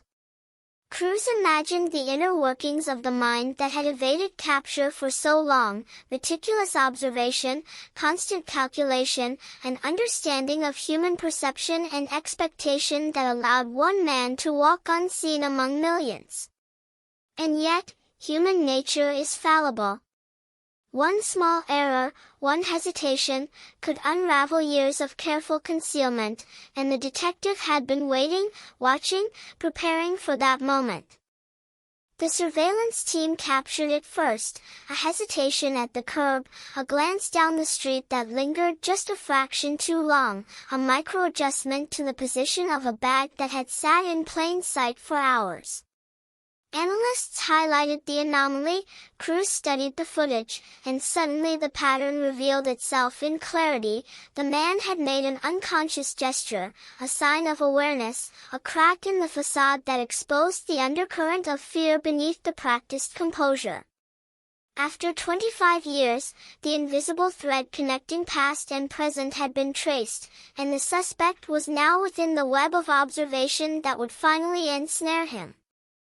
The detective's mind raced through decades of details, witness accounts, anonymous tips, discarded items, subtle behavioral patterns, minor errors overlooked in the chaos of investigation. Each element converged into a single conclusion: the suspect had been close enough to observe, yet distant enough to remain undetected, patient enough to wait for the precise moment to strike or conceal. Cruz felt a chill, a mixture of triumph and horror, understanding that the mind capable of orchestrating such a disappearance was still capable of subtle, controlled menace. The stakes were impossibly high, yet decades of preparation now tipped in favor of justice. As the suspect emerged from the front door, the team moved into position. Every footstep, every breath, every micro-movement was recorded, analyzed, and anticipated.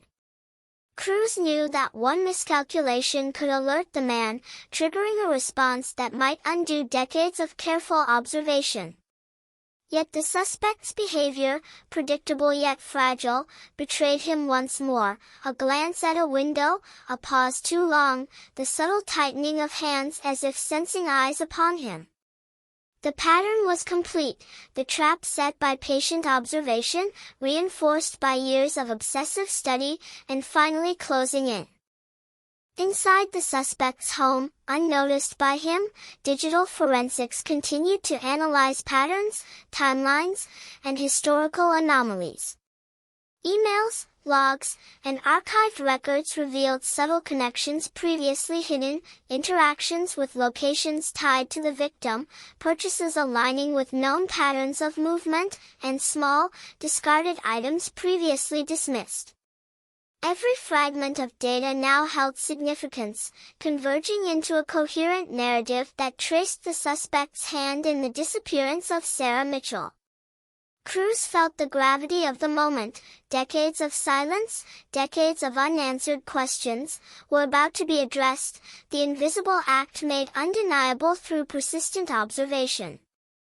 Outside, Chicago remained indifferent, unaware of the convergence of past and present, the careful choreography of observation meeting the long-hidden patterns of crime. Pedestrians passed without suspicion, traffic flowed without interference, yet the streets themselves carried echoes of history, a phantom presence marking the path of a life vanished decades ago. Cruz felt the weight of time pressing against him, every step of the operation resonating with the tension of 25 years. The culmination of decades of investigation was imminent, and the city itself seemed to pause in anticipation. The suspect moved through the yard, following routine steps learned over decades.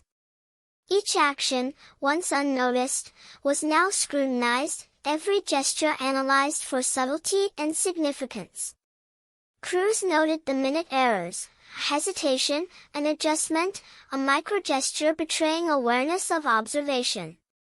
The team documented, recorded, and prepared for the decisive intervention. It was a balance of precision and patience, the product of decades of study, meticulous planning, and an understanding of human behavior refined through years of investigation. As the operation progressed, subtle behavioral cues revealed the suspect's awareness of something out of alignment. Cruz and his team recognized the telltale signs: minor changes in gait, increased scanning of surroundings, small adjustments to routine that betrayed anxiety and tension.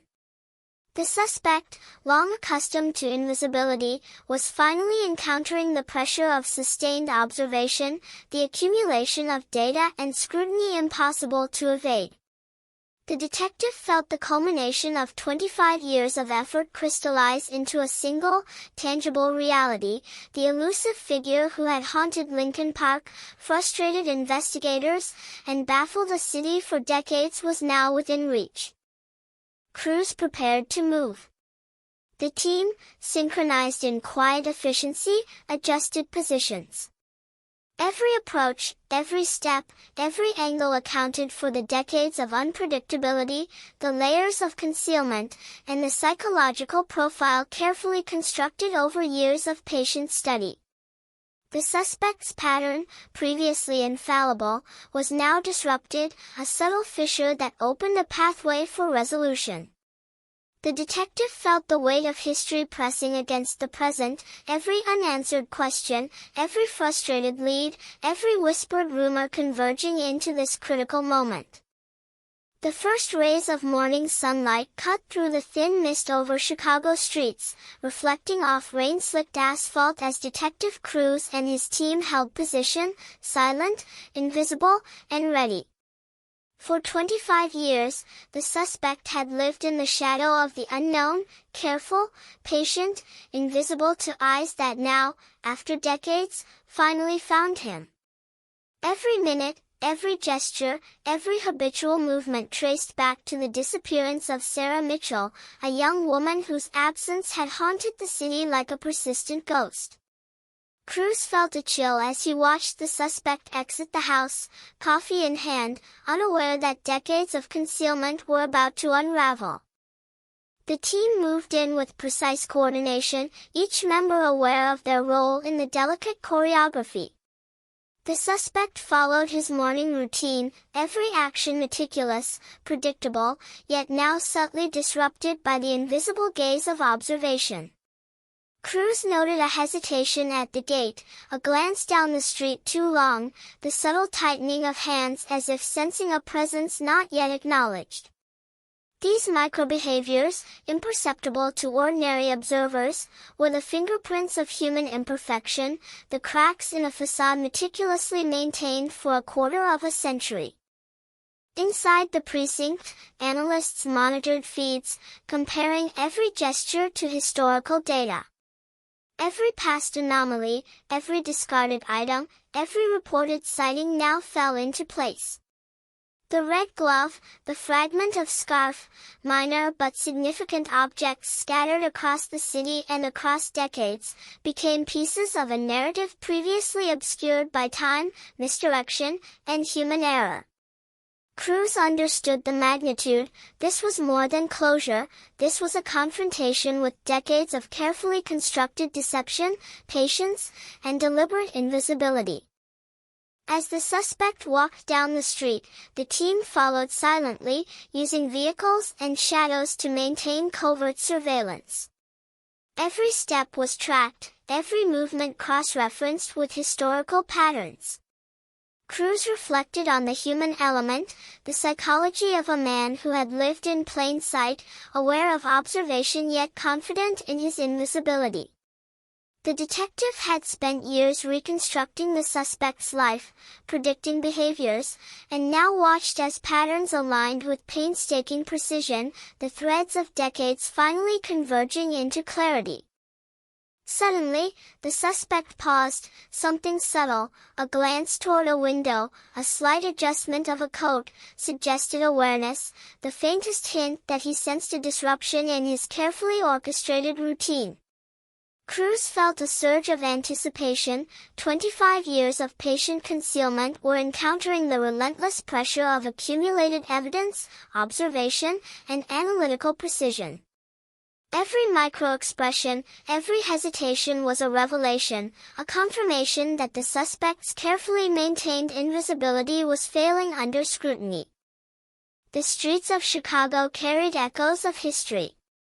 Pedestrians moved obliviously, traffic flowed without interruption, yet in every shadow, every reflection on wet asphalt, the presence of observation pressed like an invisible hand.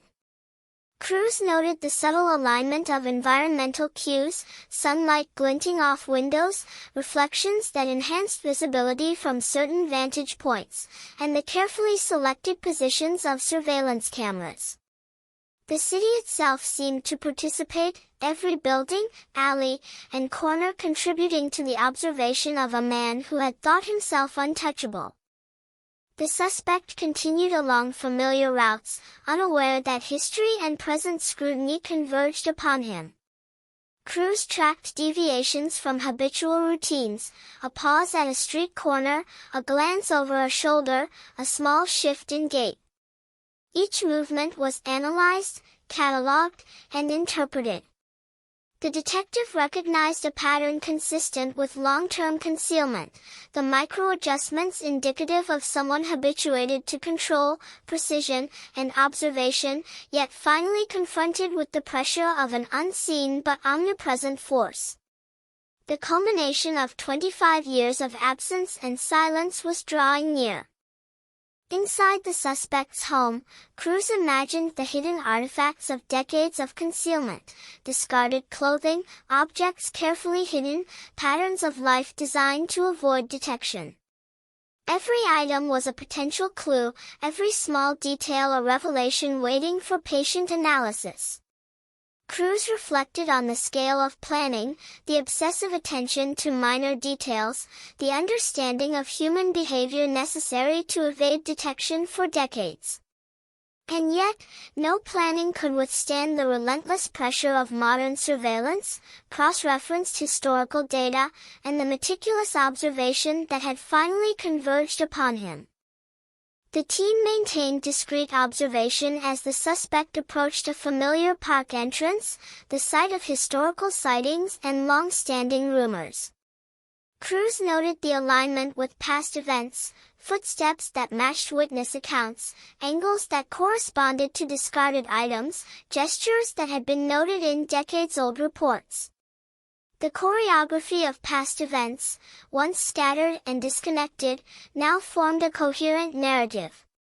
Every movement, every microbehavior confirmed the presence, intention, and psychological profile that had been reconstructed from fragments of memory, evidence, and observation. A minor deviation occurred. The suspect dropped a small item, previously unnoticed, trivial, yet now significant. Analysts quickly identified it as an object consistent with historical patterns of discarded items associated with the victim's disappearance. Cruz's pulse quickened. 25 years of careful concealment had finally left a tangible trace, a breadcrumb confirming that the predator's patience and precision were no longer sufficient to remain invisible. The subtle human error was amplified by observation, creating a bridge between historical conjecture and present verification. As the suspect adjusted his routine to account for the environment, Cruz recognized a familiar behavioral signature: vigilance, careful awareness, and subtle microgestures betraying long-standing habits of concealment. The detective felt the tension peak, understanding that decades of careful orchestration were now encountering the pressure of relentless observation, modern technology, and historical analysis converging into a single moment. Every small act, every minor hesitation, every subtle gesture was now a confirmation, a thread leading inexorably to exposure. Finally, the team moved to intercept, silent, coordinated, and precise. The suspect, conditioned by decades of routine, failed to notice the convergence of observation and intervention. Cruz noted the alignment, the deviation from habitual path, the pause at the intersection, the glance that betrayed unease. The culmination of 25 years of investigation, observation, and deduction was at hand. The suspect's carefully maintained invisibility, his decades-long manipulation of perception and environment, was collapsing under the weight of accumulated scrutiny. Cruz approached, officers flanking, every motion calculated to minimize risk and maximize clarity of evidence. The suspect froze, momentarily disoriented, then attempted to continue routine behaviors, unaware that every microgesture was being recorded, every action documented, every deviation catalogued as confirmation of decades-old suspicions. The culmination of history, observation, and human error converged. A man long thought invisible was now tangible, present, accountable. The city around them continued its rhythm, indifferent yet witness to the collapse of a carefully maintained facade. Pedestrians, unaware, passed along streets that had long echoed with rumors and fear. The detective's pulse matched the rhythm of anticipation, the weight of 25 years pressing with both inevitability and intensity. Every detail, every minor clue, every historical fragment had converged into this single, decisive confrontation. Cruz felt the culmination of decades of pursuit, patience, and obsession crystallize into one moment, the exposure of the long-hidden, elusive truth behind Sarah Mitchell's disappearance. The suspect froze mid-step, the morning sun glinting off his coffee cup as if illuminating the invisible weight pressing down upon him. Detective Cruz stepped forward, every motion deliberate, measured, yet infused with the tension of 25 years of pursuit. The city seemed to hold its breath. Cars hummed past, pedestrians remained oblivious, and yet in the tiny bubble of this confrontation, history collided with the present. The suspect's eyes flickered, scanning, calculating, searching for a way out, a path that had been meticulously planned for decades, only to find that the carefully constructed web had closed in. Cruz's voice cut through the silence, firm but calm. "We've been watching. It's over. 25 years, all traced, all documented. You can't escape now." The words hung in the air, resonant, final. For the first time in a quarter century, the suspect's composure wavered. Small gestures betrayed a lifetime of habit, a tremor in the hand, a shift in stance, the imperceptible narrowing of eyes that had observed so carefully for so long. Cruz noted every micro-expression, cataloged each subtle reaction, understanding that in these fragments lay the truth of decades-long concealment. The surrounding streets, though still busy with morning routines, faded into irrelevance. Time itself seemed to pause as the suspect realized the inevitability that had shadowed him for 25 years. Cruz's team, positioned strategically, remained silent observers, capturing every gesture, every syllable, every microbehavior for records and verification. The suspect's eyes darted from corner to corner, searching for an escape that did not exist, a loophole in a reality that had patiently accumulated evidence, observation, and human error into an unassailable truth. Then came the subtle acknowledgement, a shift in posture, a tilt of the head, the faintest exhale of resignation. Cruz could feel it, almost physically, the surrender of decades-long invisibility, the reluctant admission that the careful choreography of concealment had failed. The detective pressed forward, every word calibrated to maintain psychological pressure while preserving the integrity of evidence. It's time to account for what you did. The cold case, Sarah Mitchell, it ends with you. All the pieces, all the witnesses, all the evidence, they point here. To you. The suspect's eyes flickered once, twice, then down. The coffee cup wobbled slightly in his grasp. Cruz recognized the subtle signs of internal calculation, weighing options, assessing risk, the split-second mental arithmetic honed over decades of avoidance. And yet, the inevitability was undeniable. Every minor error, every forgotten footprint, every microgesture observed, every discarded item documented, had coalesced into a narrative that left no room for evasion. 25 years of concealment had reached its terminus, and the suspect's mind, trained in patience and observation, could do nothing but acknowledge it. A small object, previously unnoticed in the suspect's hand, a crumpled piece of paper, a fragment of old correspondence, became suddenly significant. Cruz noted it instantly, recognizing the potential link to historical evidence, the subtle confirmation of presence, intention, and connection to the disappearance of Sarah Mitchell. It was a breadcrumb overlooked for decades, now amplified by observation and modern forensic analysis. The detective's pulse quickened as the realization crystallized. The key to the decades-old mystery lay not in grand gestures but in small, meticulously concealed traces, now illuminated by sustained scrutiny. The suspect attempted a gesture, a fleeting attempt at normalcy, raising a hand as if to dismiss the moment, to maintain the illusion of ordinariness.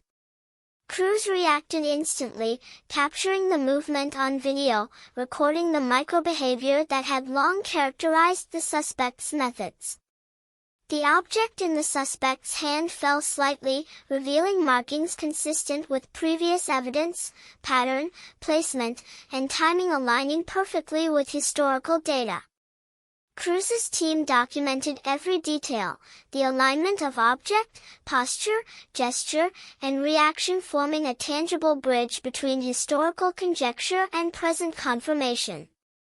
Silence dominated the space between them, punctuated only by distant traffic and the faint rustle of leaves in Lincoln Park.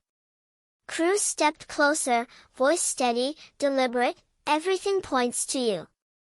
Every discarded item, every witness account, every anomaly across decades, it all leads here. The cold case is closing. It ends now. The words, heavy with inevitability, reverberated in the suspect's mind. A lifetime of careful concealment had prepared him for many contingencies, yet this unrelenting convergence of observation, history, and analysis, was a force he could neither manipulate nor evade. The first admission came almost imperceptibly, a micronod, a fleeting glance downward, a momentary stillness that betrayed the subconscious recognition of exposure. Cruz saw it immediately, every detail cataloged, every gesture understood in the context of decades-long concealment. The psychological collapse, subtle yet undeniable, confirmed the alignment of evidence, observation, and intuition. The detective realized that this tiny fissure was the entry point into truth, the first tangible sign that the suspect's carefully maintained facade was crumbling. Minutes stretched into what felt like hours as Cruz guided the conversation, maintaining calm authority while eliciting reactions that revealed historical truths. The suspect's habitual gestures, small, deliberate, meticulously controlled, now betrayed narrative fragments, the sequence of discarded items, the alignment of past movements, the conscious orchestration of absence and avoidance. Every response, every hesitation, every tiny reaction became a piece of the puzzle long unsolved, a bridge between decades of mystery and the clarity of present revelation. Finally, the full scope of human error intersected with historical observation. The suspect's mind, conditioned for decades of precision, faltered under the weight of accumulated evidence. Minor contradictions in habitual gestures, subtle inconsistencies in remembered routines, and the amplification of historical breadcrumbs under present scrutiny coalesced. Cruz observed the transformation. The man who had evaded justice for 25 years was now fully exposed, psychologically unmoored, revealing the hidden choreography that had defined a lifetime. The object in the suspect's hand, now clearly documented, aligned with a pattern established over decades, discarded items, physical traces, microbehaviors, all pointing to involvement in the disappearance. Cruz felt the culmination of 25 years of investigation, observation, and patient reconstruction crystallize into certainty. The suspect's facade of normalcy had collapsed, leaving only the raw, undeniable truth of intent, action, and consequence. The city, oblivious yet witness, seemed to exhale along with the detective. Decades of silence, fear, and mystery were about to be confronted. Cruz continued to press, every word chosen to reinforce psychological pressure without compromising evidence. The patterns don't lie. The discarded items, the witness accounts, the timeline, it all points to you. The cold case ends here. Every detail, every trace, every deviation you thought hidden is now accounted for. There is nowhere to hide. The suspect's gaze shifted, lingering on the ground, posture tense, fingers fidgeting with the now exposed object. Every microgesture confirmed decades of observation, revealing the hidden orchestration of disappearance and concealment, now fully illuminated by patient scrutiny. The detective could see it in real time, the psychological unraveling, subtle yet complete, the culmination of 25 years of concealment meeting the relentless pressure of modern investigation. The suspect's habitual vigilance, once perfect, now faltered under the convergence of observation, data, and human error. Cruz recognized the final alignment, evidence from decades ago, modern analysis, and direct confrontation had merged into a single, undeniable truth. The cold case, dormant and agonizing for 25 years, was finally within reach of resolution. The suspect's eyes darted nervously, catching glints of sunlight on windows, the glimmer of surveillance devices carefully concealed in plain sight. Detective Cruz could feel the tension coiling in the air, the weight of 25 years pressing down in the narrow strip of city street where history and present collided.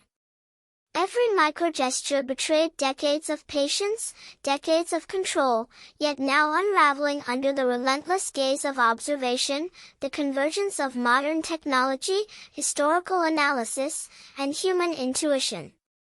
Cruz stepped closer, every motion deliberate, careful, a predator in pursuit of the shadow that had haunted Chicago for a quarter-century. A flicker of recognition passed through the suspect's expression, subtle but undeniable. He realized that every small error, every forgotten gesture, every discarded trace, now connected, analyzed, and documented, had left a trail impossible to ignore. Cruz pressed, voice firm yet steady, reinforcing psychological pressure without alerting him to panic. The pieces don't lie. Every trace, every discarded item, every deviation over 25 years points to you. You've been observed. The pattern is complete. There is no escaping what happened to Sarah Mitchell. The words, like a drumbeat, echoed in the narrow street, sealing decades of absence into a single, undeniable present. The suspect's hands trembled imperceptibly, a subtle betrayal of controlled composure. Cruz observed every micromotion, a shift in stance, a slight tightening of the jaw, a finger brushing against an exposed object, fragments of evidence that had survived decades, now illuminated under scrutiny. He knew the suspect had meticulously planned every day of his life to avoid detection, to mask intention, to bury traces beneath the banal rhythms of ordinary living. Yet here, in the convergence of observation and confrontation, even the minutest human imperfection became a beacon of revelation. The surrounding city hummed indifferently. Cars passed, pedestrians moved, oblivious to the invisible drama unfolding. Yet within this small bubble, history pressed down, time condensed, and decades of unresolved terror crystallized. Cruz documented everything, every pause, every hesitation, every microbehavior. Analysts confirmed links to historical patterns, the discarded glove, the scarf fragment, the sequence of objects and minor anomalies scattered across the city, all now pointing unmistakably toward this man. The cold case, dormant for 25 years, was finally illuminated. Cruz pressed again, the cadence of his voice deliberate, precise. For 25 years, the city has waited. Every witness, every clue, every anomaly, they lead here. The patterns align. The evidence is complete. The cold case is ending now. The suspect's eyes flickered downward, then back up, the faintest sign of acknowledgement passing like a shadow across his face. In that moment, decades of invisibility, careful observation, and deliberate concealment met the undeniable weight of scrutiny, and the first tangible cracks of confession began to appear.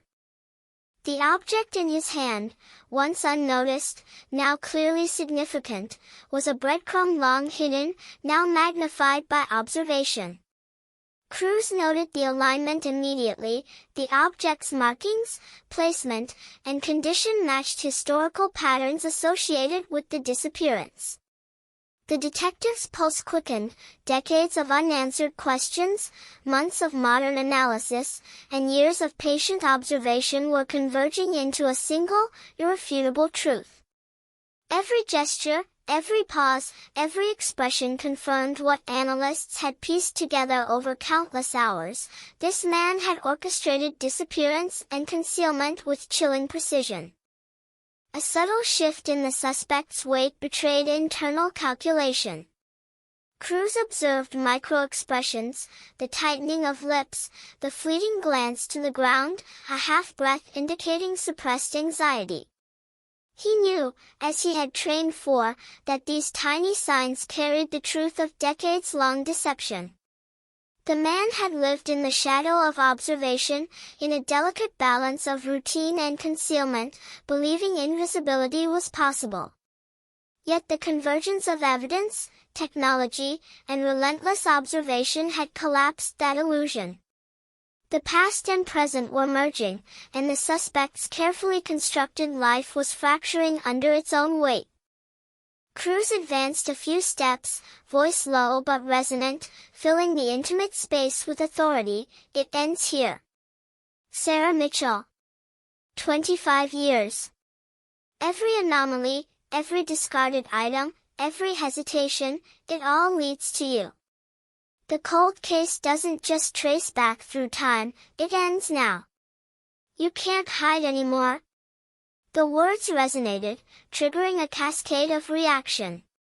The suspect shifted, micro-gestures betraying a flicker of panic beneath the veneer of controlled composure.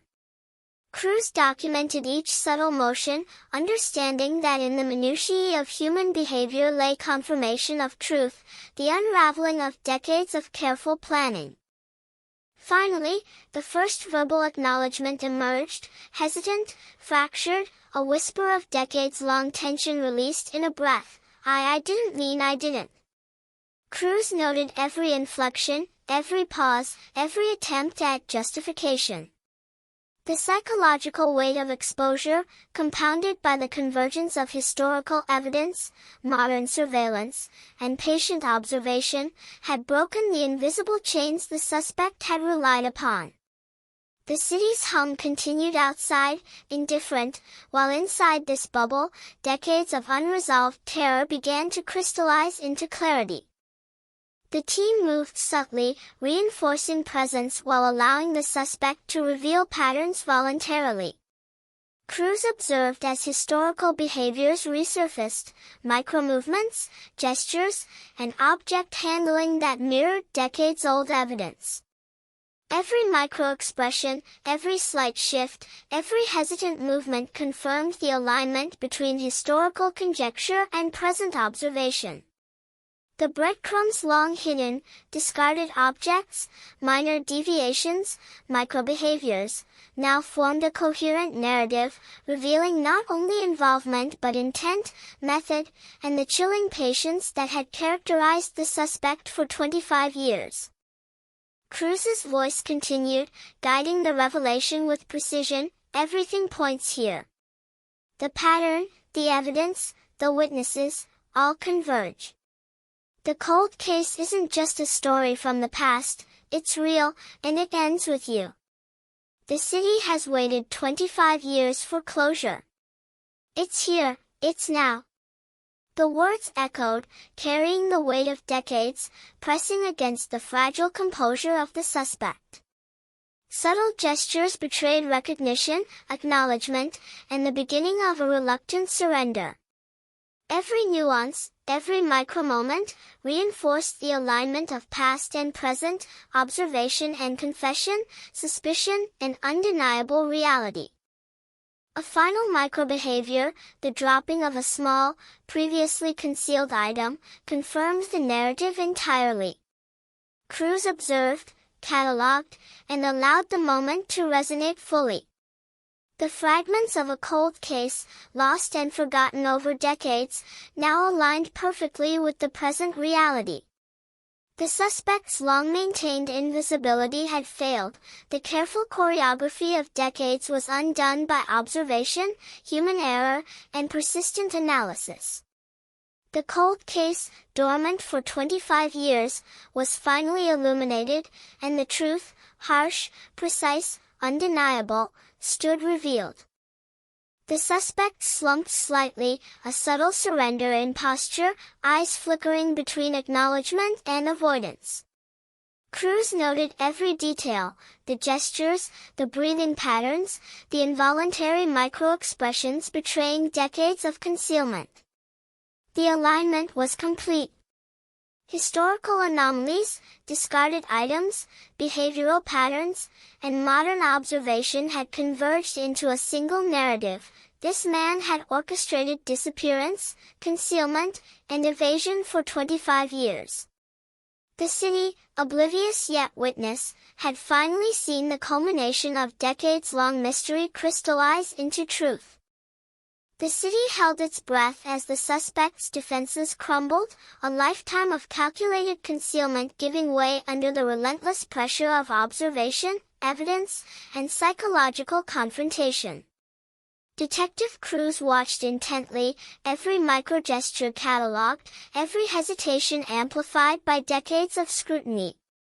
The man who had eluded capture for 25 years, the orchestrator of disappearance and deception, now faced the weight of truth, tangible, undeniable, and inescapable.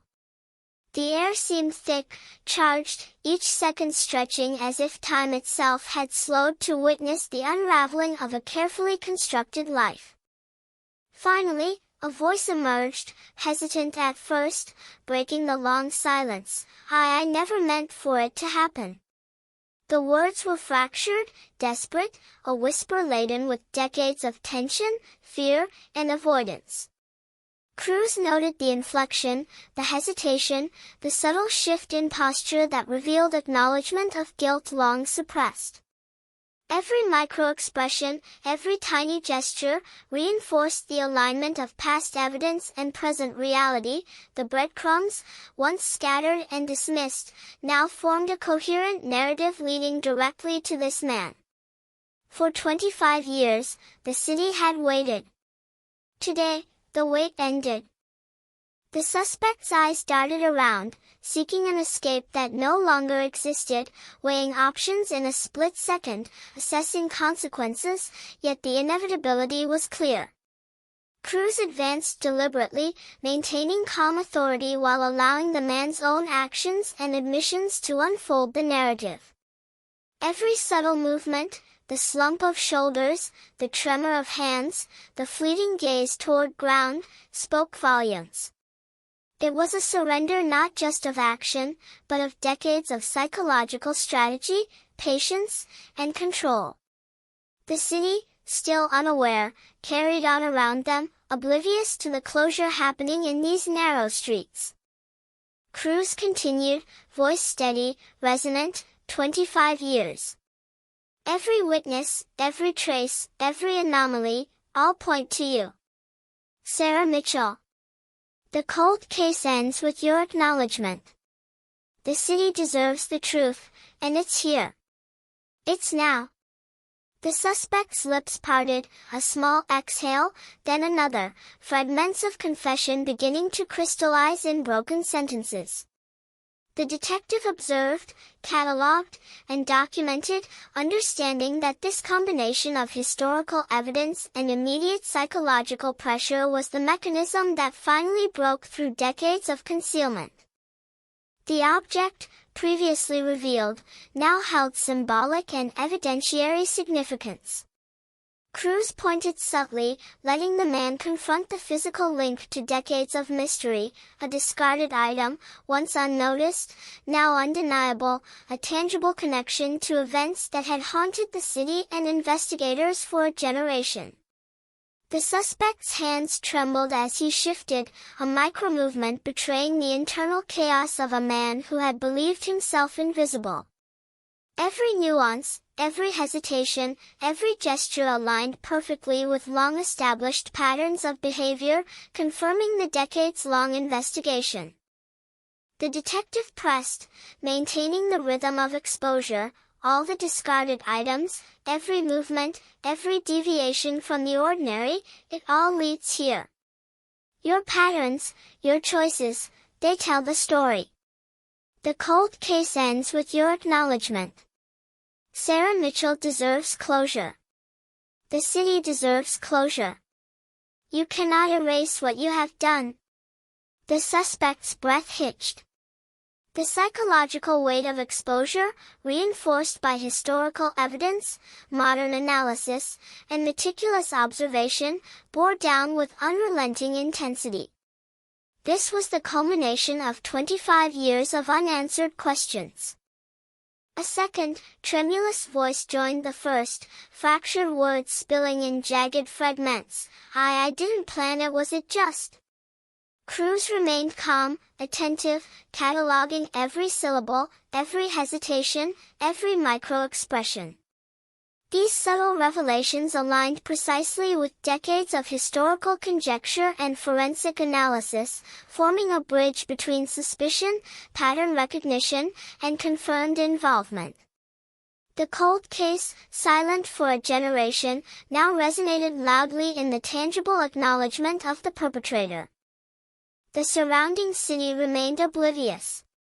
Buses rumbled, pedestrians moved, shops opened for business, yet within this small sphere, history and present converged. Crews could see the alignment, the long shadows of deception, the subtle orchestration of avoidance, and now the unfolding reality of acknowledgement. Every discarded item, every minor anomaly across the years, every trace overlooked or dismissed, now confirmed in the vulnerable gestures and fractured words of the suspect. The past and present merged, a bridge built of patient observation, human error, and relentless pursuit. Finally, the suspect's eyes met Cruz's, the first full acknowledgement passing between them, unspoken yet complete. A lifetime of concealment had collapsed into a moment of undeniable truth. Every gesture, every pause, every microbehavior from decades of observation aligned perfectly, confirming involvement, method, and intention. Cruz felt the weight of history lifting, the culmination of 25 years of unanswered questions, abandoned leads, and lingering fear converging into resolution. The cold case, dormant yet haunting, was finally illuminated. The team moved subtly, reinforcing presence while allowing the suspect to narrate fragments in his own voice. Every word, every inflection, every pause provided clarity, the sequence of events, the discarded items, the movements long reconstructed from witness accounts, the moments of absence, all confirmed in this fragile but undeniable acknowledgement. Cruz observed, internalized, and documented meticulously. This was the synthesis of decades of investigation into a single, coherent narrative. As the confession continued, the detective noted the alignment of psychological profile, behavioral patterns, and historical evidence. The suspect, conditioned by decades of concealment, now revealed the underlying choreography of evasion, the deliberate patience that had sustained invisibility for 25 years. Yet exposure was relentless. Observation, analysis, and confrontation converged to dismantle the carefully constructed life, leaving only fragments of acknowledgement that finally connected to the long-lost victim. The street, still bustling with unaware pedestrians, became a theater of revelation. Every micro-expression, every shift in posture, every hesitated gesture, told the story of decades-long concealment, observation, and eventual exposure. Cruz understood that closure was not just a legal or procedural outcome, it was the tangible manifestation of truth, the alignment of evidence, psychology, and historical fact into a moment of undeniable reality. Finally, a sigh, barely audible, marked the culmination, acceptance, acknowledgement, surrender. The suspect's shoulders slumped, gaze fell, and the micro-gestures of decades-long concealment dissipated under the weight of exposure. Cruz recorded every detail, every nuance, aware that this was the rare convergence of historical analysis, observation, and psychological pressure culminating in confession. The cold case, 25 years dormant, had been resolved not only by evidence but by patient observation and confrontation, illuminating truths that had haunted the city for a generation.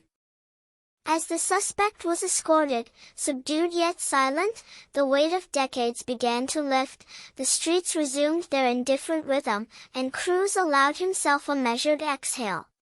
The city, oblivious yet forever changed, carried the echoes of revelation in corners, shadows, and whispers. The community, long haunted by uncertainty, would finally have the closure denied for 25 years. The cold case was no longer a mystery, it was a resolved chapter in the narrative of Chicago, a testament to patient investigation, relentless observation, and the enduring pursuit of truth. The streets of Chicago slowly returned to their usual rhythm, indifferent to the collapse of a decades-long secret, yet beneath the hum of everyday life, the echoes of revelation lingered. Detective Cruz walked through the precinct, the weight of 25 years pressing in his chest, a mixture of exhaustion, satisfaction, and the haunting knowledge of what had transpired. The cold case, dormant and agonizing, was now resolved, but the community carried an invisible scar, a reminder of vanished innocence, unresolved questions, and years of lingering fear. Each corner of Lincoln Park, each familiar street, now bore the weight of history, the subtle resonance of a truth finally unearthed. For 25 years, the city had speculated, mourned, and feared, whispers of Sarah Mitchell's disappearance weaving through neighborhoods, haunting conversations, and local headlines. Now, as the suspect was processed and confession documented, those whispers began to coalesce into a tangible narrative, the invisible hand behind the disappearance, the long shadow of concealment, the meticulous choreography of evasion finally exposed. Cruz felt the enormity of the moment, the convergence of history, observation, and human psychology into a revelation that would resonate for generations. Across Chicago, families, neighbors, and the broader community began to absorb the reality. Social media buzzed with fragmented details, news broadcasts revisited old footage, and historians of local crime dissected the sequence of events. 25 years of speculation, fear, and rumor were now anchored in verified truth. Cruz recognized the intangible impact, closure for some, shock for others, and an unshakable reminder of the fragility of safety, even in the ordinary rhythms of city life. The cold case, once a ghost, now walked in daylight, undeniable and complete. Inside the precinct, Cruz reviewed the historical timeline, juxtaposing past reports with current documentation. Every discarded item, every witness account, every micro-gesture from the suspect converged into a single coherent narrative. The psychological patterns, previously inferred, now aligned perfectly with observable behavior. Analysts marveled at the completeness of the dataset, the rare convergence of forensic observation, historical evidence, and behavioral analysis. The detective allowed himself a moment of reflection. This was the rare resolution where time, patience, and relentless observation had fully converged. The suspect, processed and catalogued, became a living record of decades-long evasion. Every habitual gesture, every subtle microbehavior, every discarded trace meticulously documented, now